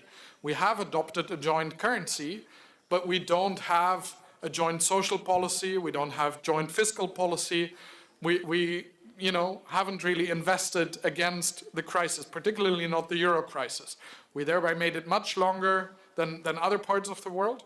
We have learned a little bit from that, you know, our response to the corona crisis with first-time joint borrowing, the COVID recovery fund, you know, was an attempt, but we're still, you know, not talking really about completing our economic and monetary union. And that then goes for all these other areas, be it defense, be it, you know, you name it. It basically shows us either, you know, we complete the union, ever closer union, or, you know, you abandon the path and go back. And I'm a bit afraid that, you know, with the voices of saying, oh, let's just go back, it's easier, we do a whole bunch of tiny countries that will be punching balls for Trump, Putin, and Xi, but they're growing stronger. And lots of us others are sitting there like a mouse in front of the snake, too afraid to continue that path towards ever closer union and further integration. And the bizarre thing is that if you ask European citizens, if you believe Eurostat polling, the support for further integration, for more collaboration on things like defense is actually has the highest support that we have seen in decades among EU citizens.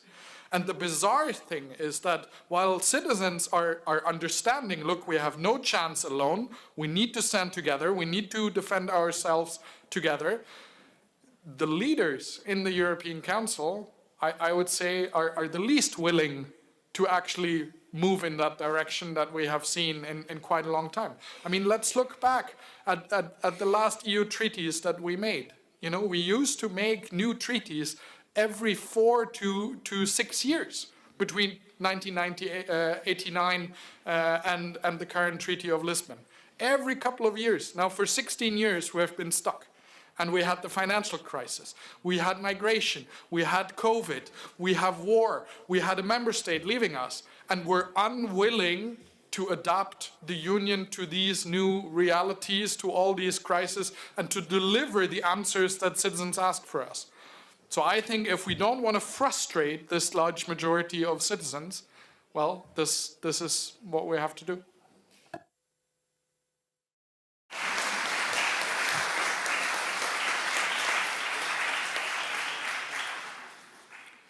Thank you so much for always being bold.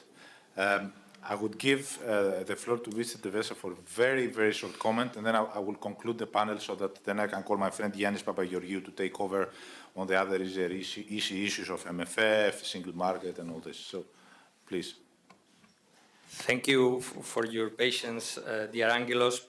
But I just in 1 minute wanted to address something very important that has been highlighted by Dimitrios and also the colleague taking the place of Yannis Maniatis, which is the importance, if I understood it correctly, of the unanimity in foreign policy for Greece in view of the security threat posed by Turkey.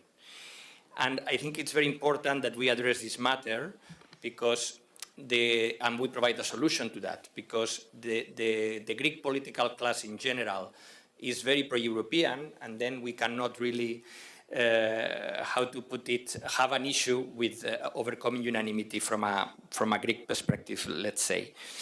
And we saw that in a recent vote in the European Parliament, which was surprising, see some of the votes in that regard. So I think this is why it is important what Gabi and Daniel have emphasized of the general reform of the treaties. Because it is in this context in which we can find a solution for this particular problem, think of a special guarantee for this issue with language in the treaty, or even in general, we can, if this is what is required to have member states on board, to think of super qualified majorities for foreign and defense policy. Think of a 2/3 majority or a 4/5 majority, which is more than the required qualified majority. But for that, we need to open up the reform of the treaties. That's the only way to address it.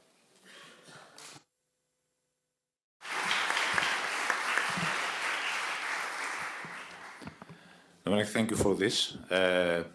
Very good to keep in mind. So I would like to thank you all for being bold and sharing your views on these so big, so difficult, so complex issues. And I would like to call on the chair, my good friend Yannis Papageorgiou, to take over the next panel, which will focus on the economic issues of our union. Thank you all so much.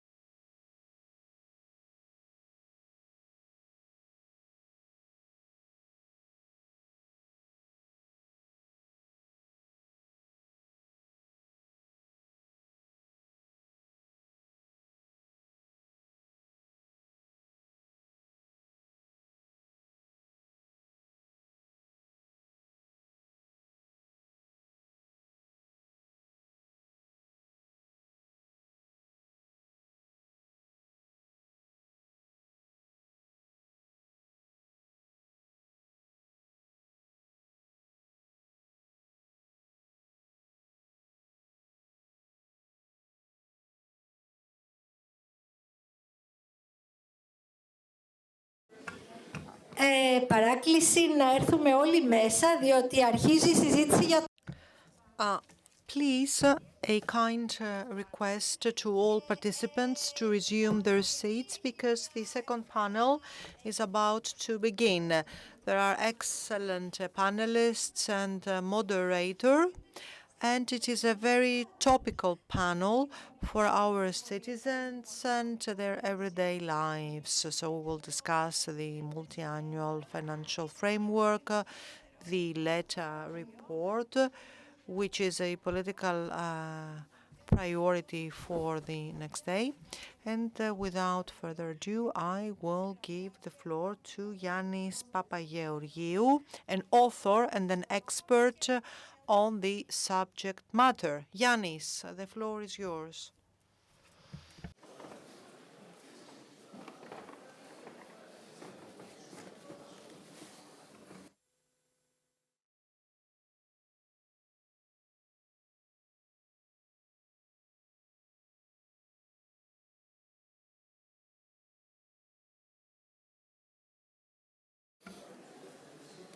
Daphne, σε ευχαριστώ πολύ.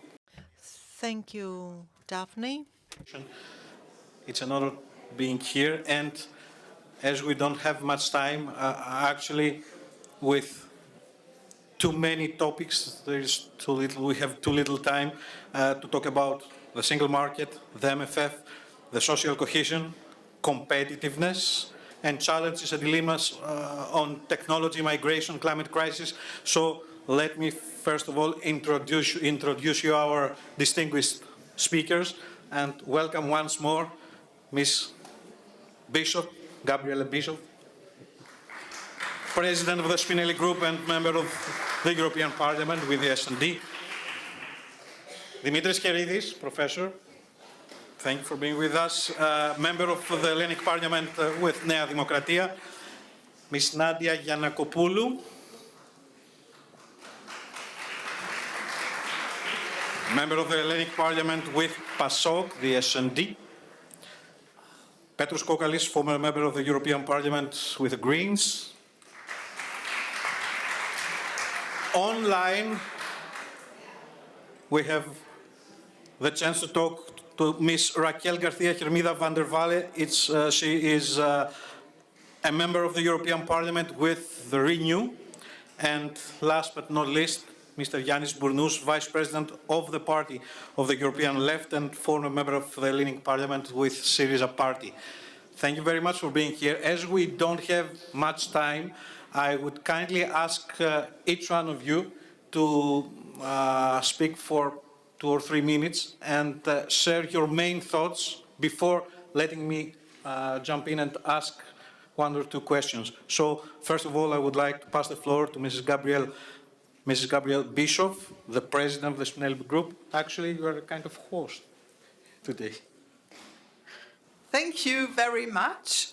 And indeed, I mean, if you look at the title, you think that's the core of European policy that we are discussing. And this is why it is so essential to focus here.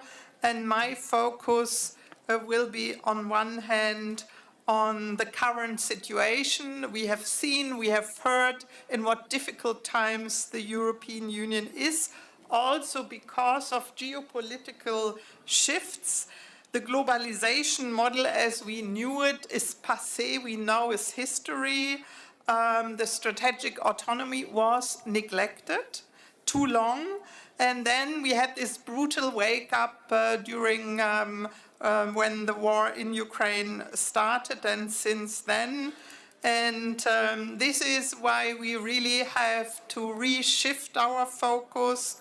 And I think to say this is the moment of autonomy for Europe is very important. And here the single market, as always, since 1993, is key if we want to really shift. And this is why the completion of the single market, discussed since many years, got a new impetus through the Draghi and the Letta report. But I have to say, and we now have debates on the new single market strategy, but it looks like that every political group is taking 1 or 2 aspects out of these reports, the ones they like, ignore the rest, and do business as usual. And this is not what we can do. And this is why it is so essential to focus really on investment and innovation. That will be the basis of our economic achievements. And I think here we have very good proposals, very courageous proposals. For example, to have the courage, I talked already before about courage, to create new European players, for example, in the area of telecommunication. We see that we have a very dangerous dependency on US platforms and companies, especially in the digital sector. I don't know since when we discuss, for example, the topic of European clouds, but debating alone doesn't create it. So this will be important. I mean, Draghi talks about 750 to 800 billion that are yearly needed. And when we look at the proposal for the MFF, we stand there and see, okay, we want to do much more with less money. How are we going to solve this? And I also wanted to come to Letta because I think it's very important to see the 2 reports together. And here also taking the citizens in the focus, not only the market, and focusing also here on a fifth freedom in research, and this will be very essential to also develop a vision how to approach this, but also in the sense also of Jacques Delors as the father of the common market, to strengthen the single market, but also together with the social dimension. And we are far away from this. This is why it's very good to discuss it here today. Thank you. We do thank you. Mr. Kididis. Thank you very much. Welcome to our Greek Parliament here in this historic room of the Senate. There is no second chamber in Greek Parliament anymore, but there was a time in the interwar period, and this is the room where it convened. And we are grateful to the Parliament for giving it us. Congratulations to the organizers, and thank you for inviting me. Now, for me, this is a very sad day, because this morning I read in the Financial Times the Trump plan and the details of the Trump plan for peace and end of hostilities in Ukraine. For me, it's plain and simple a disgrace and a rewarding of the aggressor to the detriment of the victim. If this document cannot act as a wake-up call for all of us in Europe, I don't know what can. The fact of the matter that for such a tremendously important issue, Europe is not at the top table and negotiates its peace and stability through Washington with Moscow shows you, should not make any of us happy, and shows you the geostrategic weakness we find ourselves in, which is in total asymmetry with our economic power. Let me remind you that we are 10 times the size of the Russian economy, and that objectively we have all the resources to withstand the Russian assault, but we lack the leadership, the vision, and the cohesion in our policy. And therefore, it is even more important, the Spinelli group and the whole initiative. You are in a country that has traditionally been pro-European and pro-federal Europe. The more Europe, the better. Even at the depth of the economic crisis, Greece and the Greek public opinion remained positive towards Europe, and even more so today, despite the difficulties. Now, the basis of our power is our unity, and the bedrock of that unity is the single market. But the single market remains incomplete.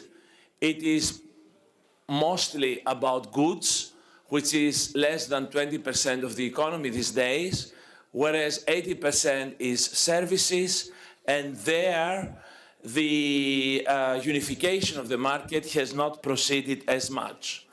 So completing the single market, acting on the Draghi reform proposals, signing new deals of trade agreements with places like Mercosur or Canada that are trying to reconfigure their place in the world now with the Trump tariffs and the American-Chinese competition is one way forward. I myself was the Minister of Migration for a difficult period of time, and I have to say that I had an excellent cooperation at the time with the European Commission. In Greece, we are grateful for the help that Europe has provided in dealing with the migratory challenge. And we have, and I worked hard to have that pact on, the new pact on migration and asylum that is, for the first time, introduces a common approach to dealing, it's only a first step, it's not the final destination, on the issue of migration, which is also part of our topic. Thank you. We do thank you, Mr. Keridis. And let's pass the floor to Mrs. Nadia Giannakopoulou from PASOK and S&D, obviously. The floor is yours. Thank you very much. Ladies and gentlemen, dear participants of the conference, friends, it's a particular honor to be here today in an environment of dialogue and political reflection to discuss an issue that lies at the core of European political theory and practice, federalism and the value of political integration within the European Union. And the discussion acquires special significance in the context of today's geostrategic and economic conditions. The European Union currently finds itself in an exceptionally complex environment. We've got increasing geopolitical tensions, a redefinition of global power balances, climate transition, energy security, the transformation of the global economy, and the acceleration of the digital revolution. The events of recent years, from the pandemic and Russia's invasion of Ukraine to overlapping economic crises, have demonstrated that modern problems have a profoundly cross-border nature. Let us be honest. No European country can face all these challenges alone. Many of these challenges require a common European response, a strong and even stronger European Union. This environment makes it necessary to renew European political thought and accelerate our steps towards making our vision, real, deep European integration, a reality. The classical perceptions of sovereignty, autonomy, and strategic capability can no longer function exclusively within a national framework. Reality demands supranational action, synergies, joint decisions, and new institutional mechanisms. And let us consider Russia's aggressiveness, the new political directions of the US government, the threats felt by numerous countries, migration pressures, rising inequalities. I would like to refer to three key pillars that make political integration not only desirable, but absolutely necessary. First, it's the geostrategical dimension. The emerging world is multipolar, but it's not balanced. States such as the United States and Russia, as well as others, operate with levels of power that far exceed the capabilities of European nation-states. I recently visited Ukraine. I witnessed firsthand the devastating consequences of Russian revisionism, the attack and the continuation of the war nearly 4 years on. I also spent a night in Poland, and for the first time in my entire life, I felt what it means to live with the sense of the imminent threat. A Europe composed of distinct, autonomous, yet small international units is inherently vulnerable to external pressures. By contrast, a Europe with a unified foreign policy, a common defense pillar, and a coordinated strategic outlook could function as a true global stabilizing actor. Strategic autonomy is not achieved through fragmentation, but through institutional integration. Second, the economic and fiscal dimension. Europe economies are independent. The 2008 crisis, the Eurozone debt crisis, the energy crisis, the recent inflationary pressures proved that fiscal and monetary fragmentation creates systemic vulnerabilities. Yet, the economic and monetary union remains incomplete without a common budget of adequate size, permanent stabilization mechanisms, coordinated investment policies, unified banking supervision, and deposit insurance. Political integration provides the institutional foundation necessary for this economic structure to function effectively, a structure that will also sustain the social state, address inequalities, and combat poverty. And third, the institutional and democratic dimension. Citizens demand transparency, effectiveness, and mainly accountability. A system in which decisions are often taken by unanimity, where responsibility is diffused and political will remains fragmented, cannot meet these expectations.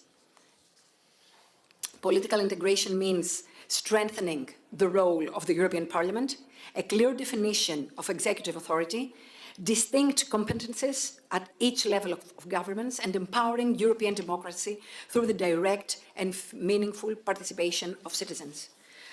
I'd like to close by stating that we all know very well that the European Union stands at historic crossroads. It can choose a path of gradual, slow, and often insufficient steps. That's what we face right now.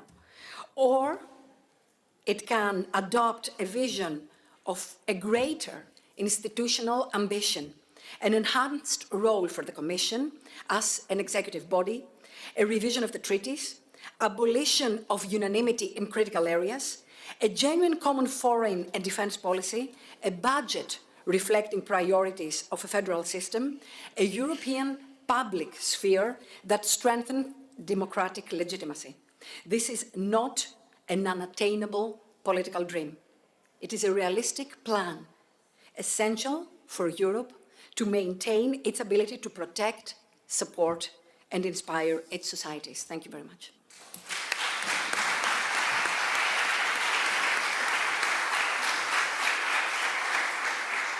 Thank you, Ms. Giannakopoulou.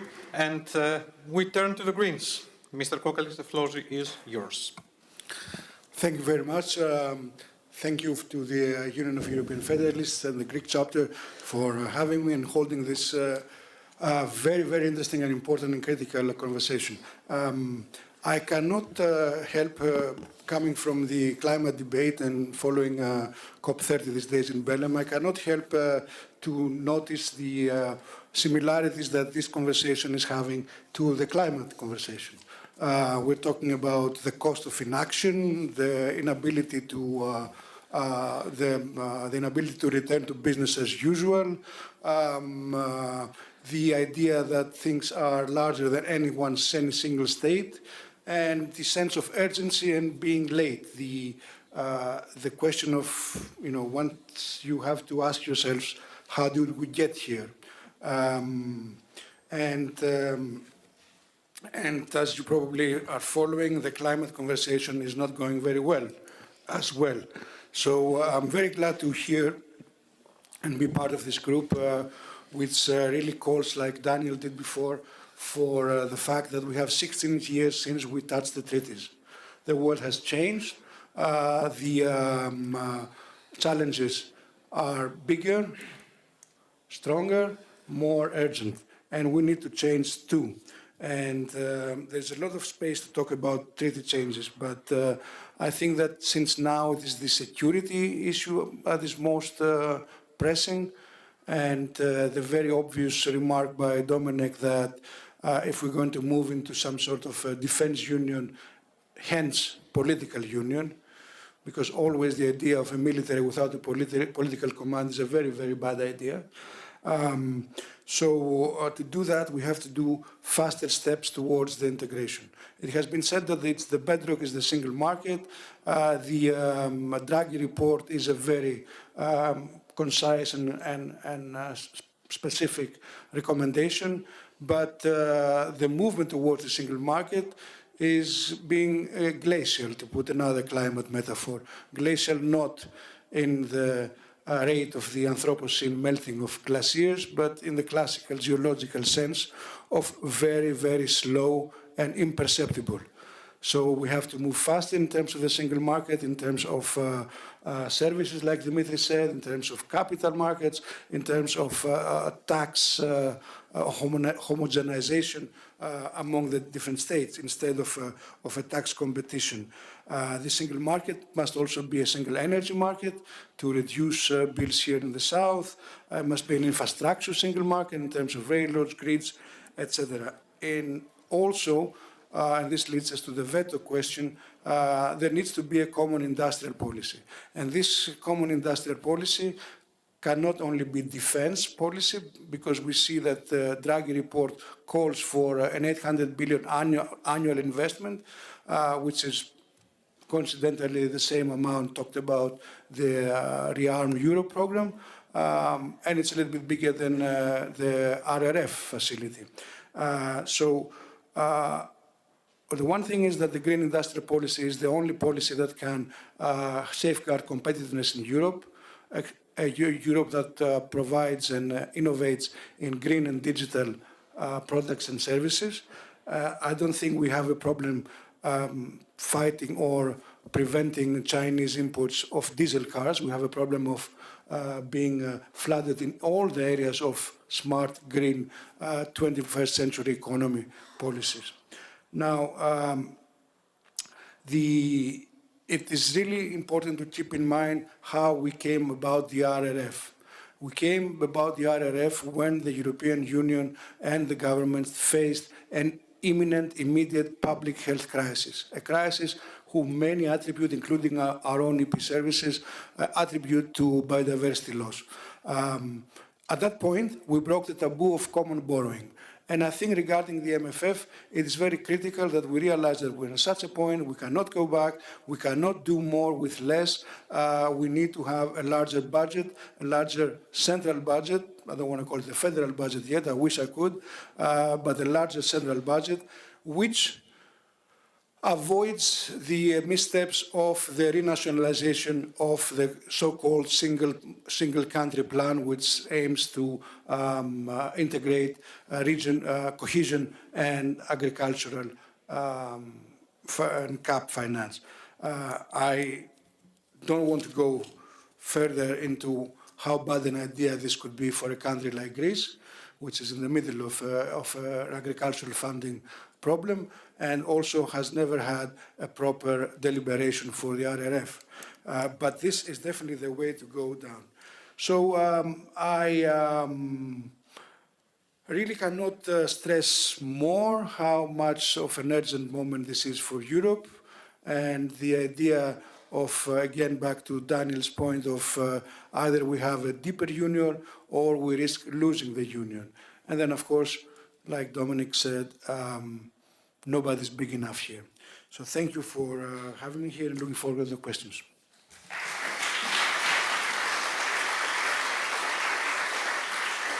Thank you, Mr. Kokkalis. Mr. Bournous? Thank you very much, and special thanks to the Greek branch of the European Federalists for the kind invitation. Some of you might wonder, what is a representative of the European left doing in such a panel and in such an event? I should introduce myself politically a bit and tell you that I'm coming from a school of thought inside the European left that is critical to the current model of EU integration, because it wants more Europe and a more democratic Europe and a democratic, federal and progressive Europe. In other words, we are criticizing the current model of integration, which is an intergovernmental model, because we believe that exactly because of the dominance of the intergovernmental model, the European Union today is faced with structural deficiencies that do not allow the Union to move further to a more federal model that would have allowed the European entity to overcome some of the dead ends, allow me to say existential dead ends, that is facing today. When the illegal and imperialist invasion of Russia to Ukraine broke out, and by the way, there's a strong current inside the European left that does not try to find ways to whitewash the Russian invasion, but we are saying clearly that we are on the side of the Ukrainian people resisting the invasion. So when this illegal invasion broke out, the European Union faced its massive deficiencies. It found itself energetically, energy-wise dependent from Russia, and defense-wise dependent on the United States. And this has allowed Donald Trump's administration, after winning the elections again and coming back for a second term, to blackmail the European Union vis-à-vis its defensive integrity. And we are facing these existential threats and problems because we didn't do enough in the past. I said that we were dependent in terms of energy supply from Russia, the Russian natural gas. What is the European Union leadership or political majority choosing to do today? To replace the dependence? Move from the Russian gas to the American gas? For us, this is not a sustainable answer. The Social Democrats are reacting for some reason. For us, this is not a sustainable answer. The European Union should have been able to champion the green transition. But with the excuse of the war in Ukraine, everything regressed. And today we are not ambitious enough to say that we want to transform the European Union into a basic pillar of green transition and renewable energy and energy production from renewable sources. This also applies to the internal discussion we are having here in Greece. I can understand the urgent necessities, but if the European Union truly wants to exit its current existential crisis, it should go very deep into a strategic discussion, a long-term strategic discussion. I am also here because I'm carrying the legacy of the Conference of the Future of Europe, where I had the honor to represent my country as a national member, as a member of the Hellenic Parliament. And there, I realized what has been going on in quite a few opportunities in the European Parliament.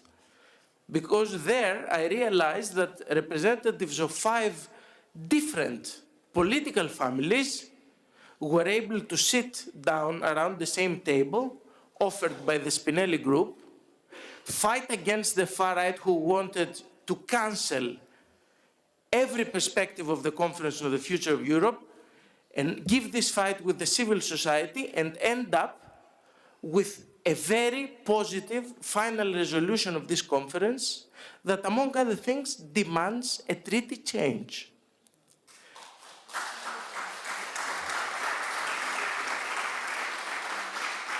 So I will not go further so that we enter the Q&A part, but carrying this legacy, I'm here today, and I'm very happy that the European Federalists are coming to Athens and organizing together with the Greek branch this wonderful event, where again we can find out that people coming from diverse ideologies and diverse political families can converge on a minimum or not so minimum, because we are in a state of urgency, framework to transform Europe into what it should have been transformed years ago. Thank you very much. Thank you, Mr. Bourgous.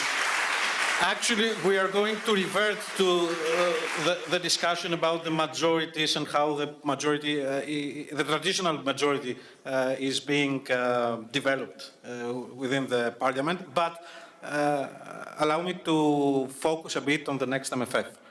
I think Mrs. Bischoff and Mr.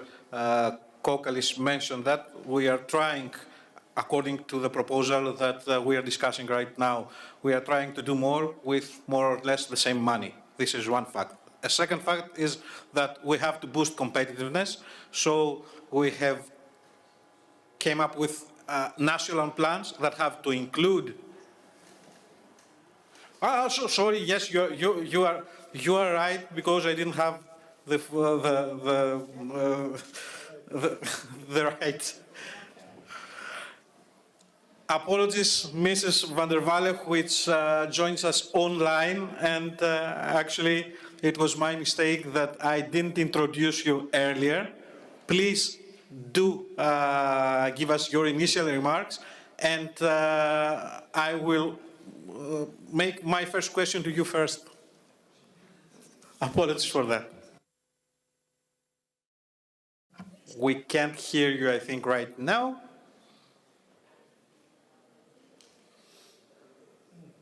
Can you hear me? Yes, we can hear you now. Okay, great. Well, thank you so much. Good evening, everyone. Thank you for allowing me to participate online in this very important meeting. I am very grateful to the Union of European Federalists and the Greek organization and the colleagues also of the Spinelli group that they're always happy to accommodate family life and work life so that I can participate from home in the Netherlands. Thank you to the distinguished panelists. Very good insights. And what I would like to focus on is a subject which has not been mentioned so far, and it is related to the MFF, and that is the subject of national and regional plans. When we received the proposal of the Commission to merge all of those funds together in one mountain to be then following the model of the RF, distributed by the member states within the member states, my first thought was, this is a bad idea. And I believe it's a bad idea from different perspectives, which I will also mention in a bit. But the main reason why it's a bad idea is because it leads to a renationalization of European funds instead of further integration and Europeanization of European funds. And as Federalists, I think that we can agree that that's not the direction we want to move on. Someone has said already that we cannot achieve strategic autonomy when we're fragmenting, only when we're integrating further. I fully agree with this, and the national and regional partnership plans will be fragmentation. It will be fragmentation of many of our policies, if we follow the logic of the Commission, among them cohesion policy. And as a member of the Regional Development Committee of the European Parliament, I am very concerned about the impact of this proposal on what, in my opinion, is one of the biggest successes of European integration in the European Union, and that is cohesion policy, regional policy. And I think I'm from Spain originally, but I think many of our Greek colleagues will agree that this has been a form of or motor for transformation of our countries, not only economically, but also democratically.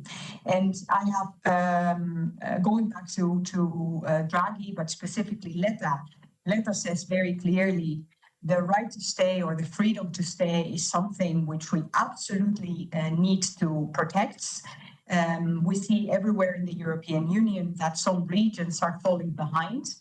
And this is not only bad because these regions will economically be weaker. And of course, we are as strong as our weakest link as European Union. But it's democratically and politically very dangerous because we know that the geography of discontent is a very real phenomenon. We know that there where economic development is not advancing enough, it's falling back in some cases. That's where the anti-European populist extreme right forces are really growing. And for our movement, for the idea of the European Federation, that's obviously very crucial to avoid. As I said, I'm here because I am home with my family. And just to close, when I think about the need for treaty reform and the need to approach the MFF from a very different perspective than what we're doing right now, I always think about my children who are still young and they're still growing every time that there's a season change. I can put them or try to put them in the jackets and the coats from last season, but they won't fit. They will be half naked and they will die in the Dutch winter. And I fear that that is what's going to happen to the European Union if we try to face this winter in the clothes from 16 years ago. So time to get to work, and I'm looking forward to the discussion. Thank you. Thank you, Ms.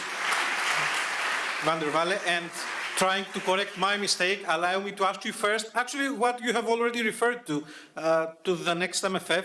there are some facts. The first fact, you refer to that, also some other of our panelists, that yes, we have to do more with almost the same money.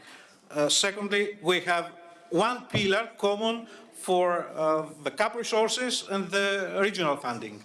So we have, again, our goal to boost competitiveness through the national plans. Of course, regional plans somehow have to be included in them. So being as realistic as it gets at this point, where do you see room for consensus? And in your view, what constitutes a no-go? What a question, very difficult question. We are in the middle of serious discussions in the European Parliament about this, and there is a lot of pushback in the direction of the Commission. Where I see a bit of room for consensus is that some parts of these plans, if they go forward, they need to be seriously ring-fenced. Because it's not only the CAP, it's not only cohesion policy, but also home funds, including migration, for example, and security funds, internal security, are in this national regional partnership plans. And I fear that given the discussions going on the field of migration is a very hot topic where the member states and the Commission want to make big steps in a direction which personally I don't always share. And then you have the agricultural policy. And we all know and have experienced in recent years that, and I've seen this in the Netherlands, when the farmers get together and make a lot of noise, they tend to get their way. So if we don't achieve some sort of consensus to protect cohesion policy, and especially two principles: one, that there's enough funding for the least developed regions, but that at the same time, every region in the European Union can still benefit from regional policy, then we're going to lose a lot. What for me is a no-go, but I'm speaking for myself, and we have made that also quite clear as Renew Europe in our communication to the Commission, is that creating a special set of rules for the common agricultural policy while leaving the rest of the national partnership plans, national regional partnership plans untouched, that's for us a real no-go. And one last point is the issue of rule of law. We see that in cohesion policy, the principles of rule of law are not always properly applied and followed through. So that's something that we absolutely need to fix in the next MFF. And I think that is somewhere where there's a bit of room for consensus. Thank you very much, Ms. van der Walle. So the question remains. The question remains actually the same for all. Where can you see room for consensus? Because we have to find some at some point. And actually, at this point, what, in your view, Mrs. Bischoff, is a no-go? I mean, we already had some common positions with the letter of the key political groups together to the Commission President saying this is not acceptable from the perspective of the European Parliament. That's a first step. There are a lot of things I totally agree with Raquel. One is that we really need to keep and strengthen cohesion policy, because for the fundamental existence of the European Union, that we promise to have a development where countries and regions can take up and grow is essential. And this is also why the governance structure, and I think here is some consensus also in the Parliament, to nationalize it is wrong. And even in the answer of Commission President, she said, yeah, the regions can talk to us. It's not about talking, it's negotiating of the regions. And they know best what is essential and how to spend the money. And I think also together with the Committee of Regions and many other players, we have to be strong. But I also have to say, we haven't discussed yet that with this proposal, we have a weakening of European democracy and a weakening of the role of the European Parliament in a time where we need a strengthened European Parliament. And I think this is totally unacceptable. And this is something we cannot agree. I also think it is very essential for the cohesion policies, but also for the European Social Fund that plays a key role also in the acceptance of Europe and where people on the ground can experience what Europe's do to have ring-fenced money and not only for agriculture. Because otherwise what we will have is a fight of everyone against everyone when it comes at the end to the money, and we will have debates that you don't want to have really here, and this is something we need to achieve. And one last point I think where we also have a consensus is what is one of the key goals of the MFF and of European funds is that we define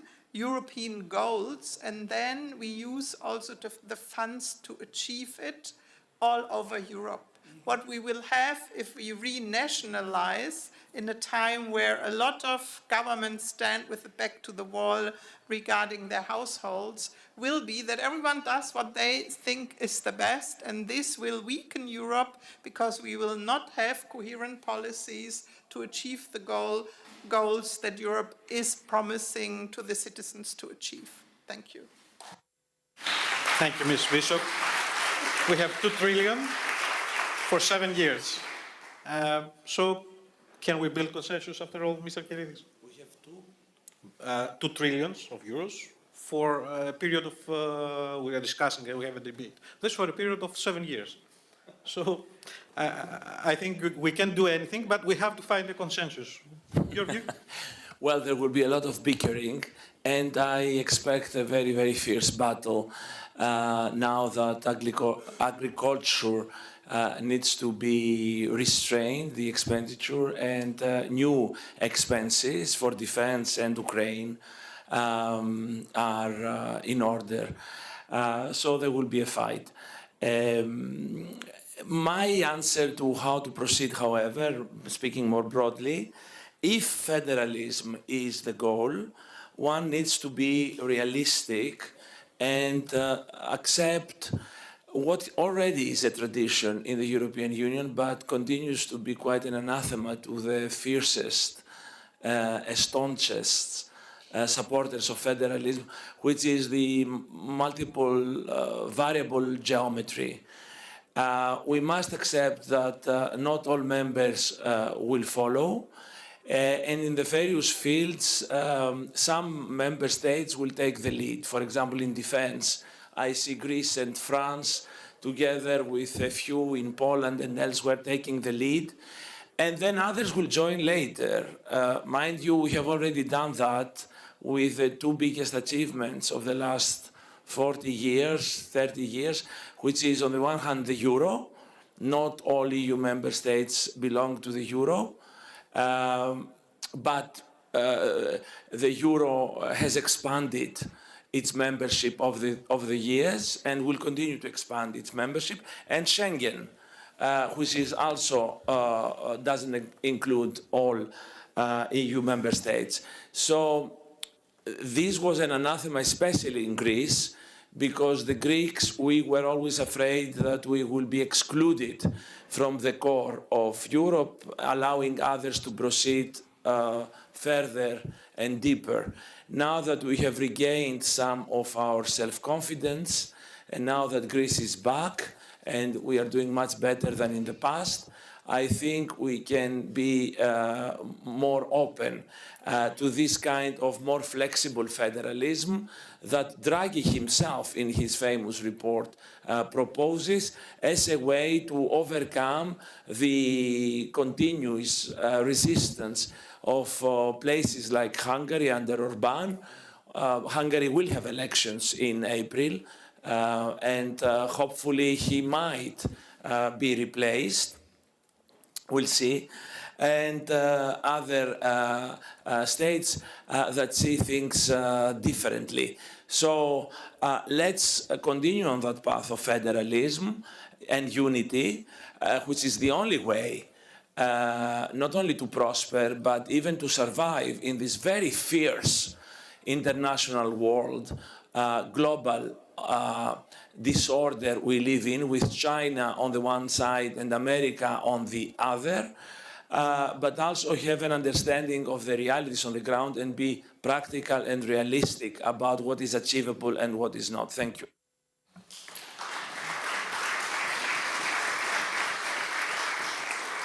Ms. Giannakopoulou on the MFF? Well, let's be honest as regards the money and the consensus. The truth is simple. The new MFF is not sufficient.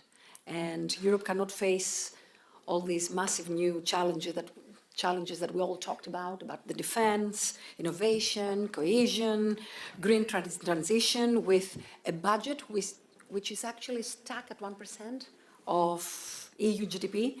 So I think that what we need is stronger common financing, new own resources, and a separate European defense budget that does not undermine CAP nor the cohesion policy. I think that this is something that we've got to see it as it is. And my clear red line is that we cannot sacrifice agriculture. We cannot sacrifice cohesion. These are basic pillars of the European unity, especially for countries like Greece. And let me add something which is explicitly political. During the vote on the Omnibus 1 package, we saw right far and right alliance emerging in the European Parliament, with parts of the EPP siding with the right far. This cannot become the new norm for Europe.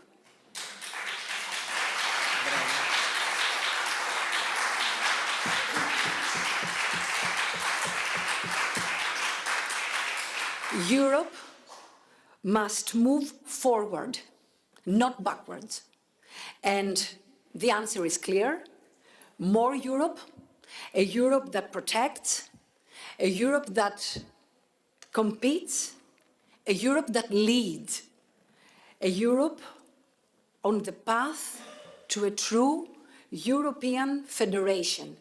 That's our aspiration, that's our dream, and not only our dream, that's a necessity in a world that changes so that we see every day, and Greece must be in the front line of this effort. Thank you very much. Thank you. We will revert on this, concluding our discussion. Mr. Kokkalis. Thank you. I think I've said enough on the MFF before. I'd just like to add one more argument in the against the nationalization. We see now an increase of defense spending in the European Union. We talked about it, how we're going to find the money. I think that it's a good example where there is an issue of interoperability of the spending. There is not an issue of too much spending, and this is coming from a country that has been spending at least 3% of its GDP for many, many years on defense, and before that even much more. And now that everybody is now prepared to spend 3% on defense, compared to the 1% we're talking on the federal budget, on the Commission budget, this is more an issue of interoperability. So I don't think that defense spending is a good idea to nationalize the way we spend our defense budgets. if we want to face the security threat or the existential threat or what have you. Now, I'd like to just go back a little bit to the question of how did we get here, and where we are here is now where we have an exploding far right, extreme right, non-European right, non-federalist right, which is dictating terms. And it was said before very rightly, I think by Gabi, that this is an issue of fear, capitalizing on fear of the population, fear of the citizens. And what has this fear been before the war of the invasion of Russia, of Ukraine by Russia? It has been a fear of the cost of living, fear of affordability, fear of the rising rents, fear of the rise of the price of food, fear of the rise of energy, fear of the future, and also a livability, an increase of pollution, an increase of non-communicable diseases, and loss of biodiversity. So here is a question of efficiency and transparency, which Nadia raised, and it has to do a lot with the position of the EPP breaking ranks of this majority on the omnibus. On the omnibus, saying that this needs to be a more competitive Europe or less red tape, and the idea of picking sides, of cherry-picking majorities is not going to work. We need the conditionalities of the rule of law. We need the conditionality of climate adaptation. We need a cohesion, a social cohesion and a social budget in the future MFF. And otherwise, there will be not much to fight for. I think that the strength of this majority is going to be shown as soon as we understand what is really at stake here. Thank you. Mr. Bournos. So, as my friend Nadia mentioned earlier, we also believe that the upcoming MFF budget proposal and the associated reforms present a critical test for the kind of European project we want to build. And unfortunately, I have to say that the current MFF proposal fails to boost sufficient funding for true public goods, for cohesion, inclusion, research, social protection, while channeling more resources into the defense budget and border policies. The cohesion and the ESF plus funds face stagnation, while arms manufacturers and border security see budget increase, shifting the EU towards a militarization and away from social priorities like public services and real climate action. The proposed funding level is entirely inadequate, considering very crucial objectives like social inequality, fighting social inequalities and poverty. These factors have not decreased meaningfully, as evidenced by over 93 million people at risk of poverty. Now, is consensus possible? I believe that consensus is possible around strengthening EU-wide own resources and safeguarding democratic control over spending. We need a substantially higher budget. It's ridiculous to talk about the strategic autonomy of the EU while the budget remains at 1%. Powered, for example, by the financial transaction tax that we propose and investments that prioritize poverty eradication, climate justice, quality public services, high quality public services, and binding social minimums for all national plans. This is the sustainable way to exit stagnation, and not simply a mere shift of the budget to a further empowerment of the military-industrial complex in Europe. Despite the ambition of the Letta and Draghi reports, fragmentation persists. New freedoms, energy, digital finance face roadblocks due to national self-interest and lack of socio-ecological ambition. And as I mentioned in my introduction, one of the main reasons for the current stagnation and the fact that the EU is stuck while facing multi-crisis of its identity is the current governance model, which is intergovernmental, it is not democratic, it is beholden to market forces and cannot deliver the horizontal inclusive single market Europe needs by 2028. So I think that, again, we need to boost ambition and make this very practical. We can theoretically continue to discuss while the geopolitical role of the EU is very rapidly diminishing. It is very urgent, again, I repeat, to try to reach wider coalitions, wider majorities,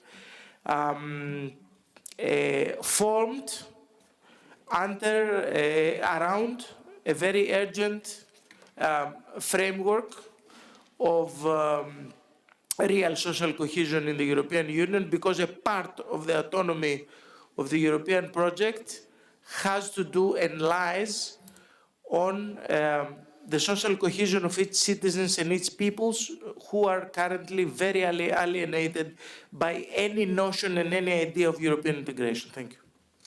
Thank you, Mr. Bournous. One final question, because we are running out of time, and almost each one of you referred to the new norm, let's say, right now, or the new norm that shouldn't be established. There is, according also to Draghi report, a key prerequisite for strengthening the competitiveness. We have to, let's say, cut the red tape, support the investment framework. So the so-called omnibus proposals have to find a common approach, a consensus within the European Parliament as well. What we have seen so far is what some of you here describe as cherry picking. But on the one side, we have to have effective results to cut red tape, let's say. On the other hand, we have, if it's a purpose, to protect what is called the traditional majority. And I heard a lot of you today mentioning how the parties agreed or have agreed several times in crucial issues. I think Mr. Bournous referred to that. So what we have to do next, or how we can achieve both without risking democracy? Mrs. Bischoff. First of all, I just had a debate this week with the German metalworking employers, play an important role in the German economy, and agreed that the first omnibus will not improve competitiveness about 1 iota, not at all. But we have to really address the challenges economically. So you can simplify, you can cut red tape, but if you don't do your homework in terms of more autonomy, more answers to what is our model of globalization on the future, on the dependencies, on Chinese chips, on medical stuff from India, not talking about energy dependency here, then we will not be more competitive. And we will not be more competitiveness if we are not more innovative and if we don't invest more, for example, in research, in education. And this is why I think that the MFF, the next 7 years, will be decisive. Do we have all these side debates, or do we have a coherent strategy for the future? The next 7 years will be essential. We will have a strategy and the resources to achieve it or not. It's a make it or break it moment. And this is why this next MFF is decisive for the future of Europe. And I think we all should take it that serious that we try to have strong alliances here to really take the way and to address the challenges here. And one last word, I think it will not be the far right that destroyed Europe, and it will also not be Putin. It will be the business of usual. Thank you. Thank you, Mrs. Bishop.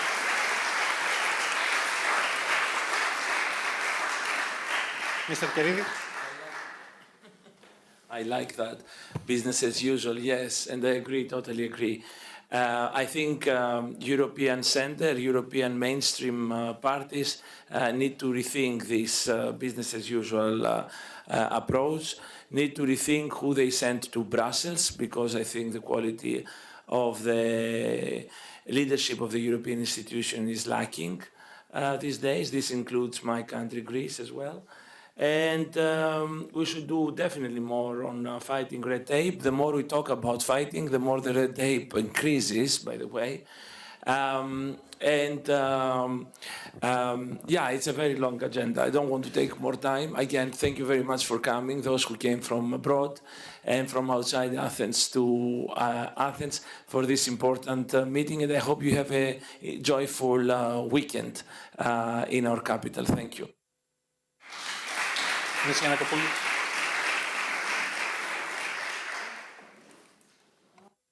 A really interesting debate, and the topics were very, very interesting, especially as regards the MFF top lines and all this stuff. Well, let's talk. I'll be more general in a more general political topic. Well, to me, federalism and political integration, they're just not only ideological slogans. To me, they are the absolutely necessary responses to the challenges of a very difficult era in which the entire world is being reshaped. And Europe was born from all this need to overcome all our traumas of the past. But today it is called upon to be reborn. We have to be reborn. And not only out of fear for the future, but out of strategic foresight, out of institutional maturity and faith in the values that unite us. And the future of the European Union will not be defined by the size of the problems, but by the strength of all the political will that it demonstrates and we demonstrate. So, because history does not wait, and we all know this very well, Europe cannot remain a spectator in a world that is changing. And the choice is ours.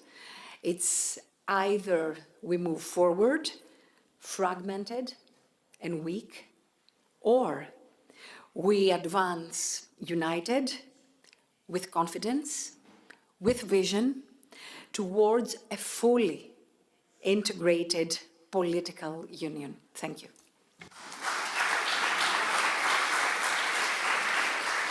Thank you, Mrs. Kannakopoulou. Mr. Kokkalis, is it a make it or break it moment? It seems like it is. It feels like it is. And, you know, if it walks like a duck, sounds like a duck, it probably is a duck. And so this is a time for holding up these majorities. And I would like to address a little point on the issue of simplification, which was the cause of breaking ranks of the EPP and working with the far right. And now simplification is another way to say deregulation. And deregulation is another way of saying reducing people's protection, environmental protection, public goods, and things that are the specific things that develop this fear that feeds the far right. So this is a self-defeating policy by the EPP, and it needs to get back to, and this make or break moment, it's not only a matter of choice for elected politicians, it is also a matter of historical responsibility and duty to perform, to transform. I'm not sure if we're going to be reborn, as Nadia said, but the issue of effectiveness is something that, and the simplification is a good point. We need We don't need less checks. We need more efficient, faster, better checks. We need a digital by design state. And coming here from a country which has a significant problem with the lack of checks in the handling of European funds, currently going on next door. So we don't have a digital national registry of land. So the idea of having this digital revolution is necessary in terms of policy definition. So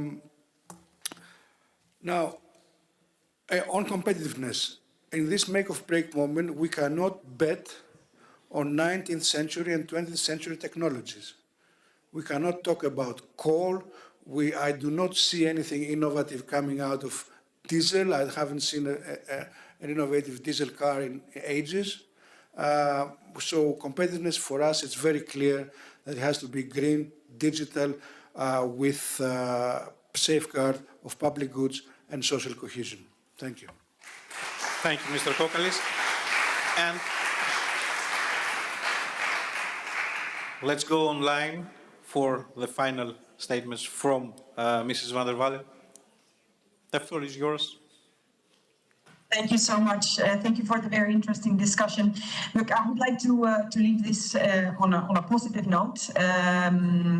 My party, D66, recently became the biggest party in the Dutch elections. Some of you might know that. I'm very happy about that for many, many reasons. But one of the reasons why I'm most happy is that we have shown that a social liberal, openly federalist party who wants a bigger EU budget and is willing to reform the treaties and do things like abolish the veto rights, is able to win elections. And I don't say that as just tapping on my shoulder, but it is more if we manage to offer a message of optimism, of positivity, and of hope, I think that we can face and win many of the challenges that we are facing. So let's not be defeatist. Let's just go for it, would be my call to all of the present. And thank you again so much for the organization and having me.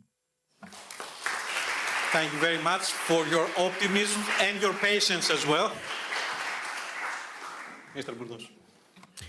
So, talking about simplification, I would like to fully agree with the comments made by Petros Kokkalis.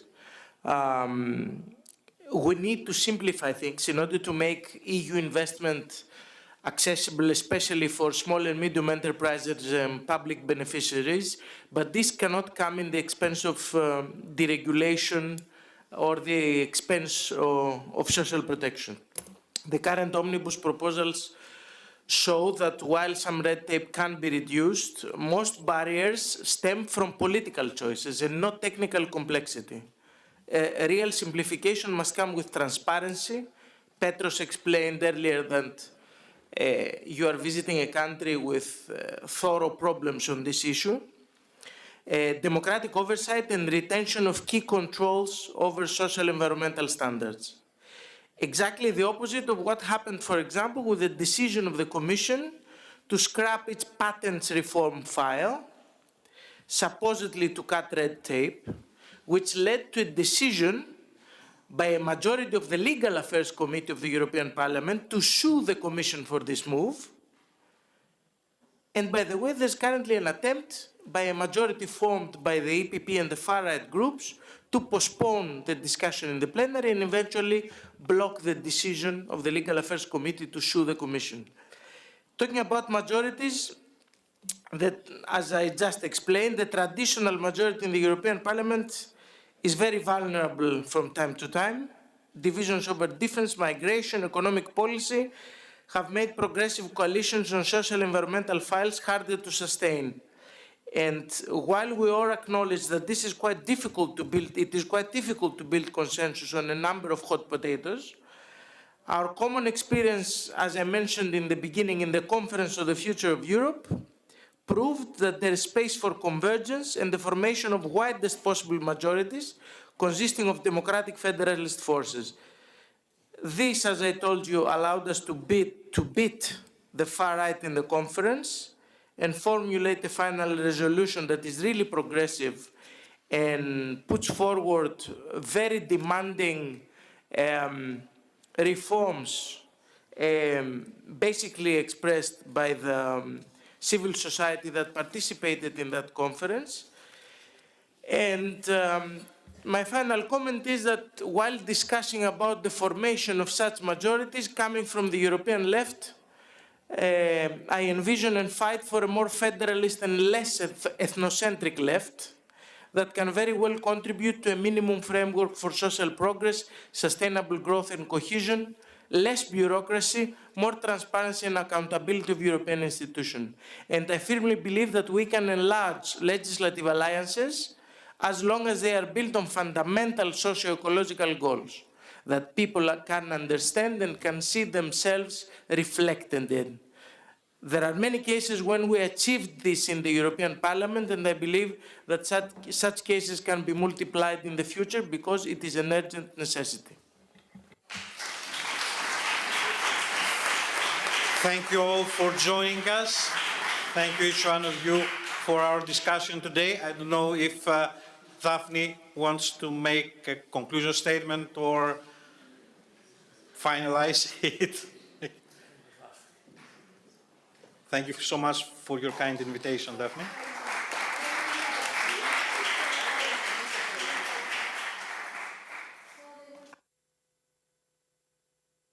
No statement, because we will continue the whole weekend with the Federal Committee members, so we'll have time to assess.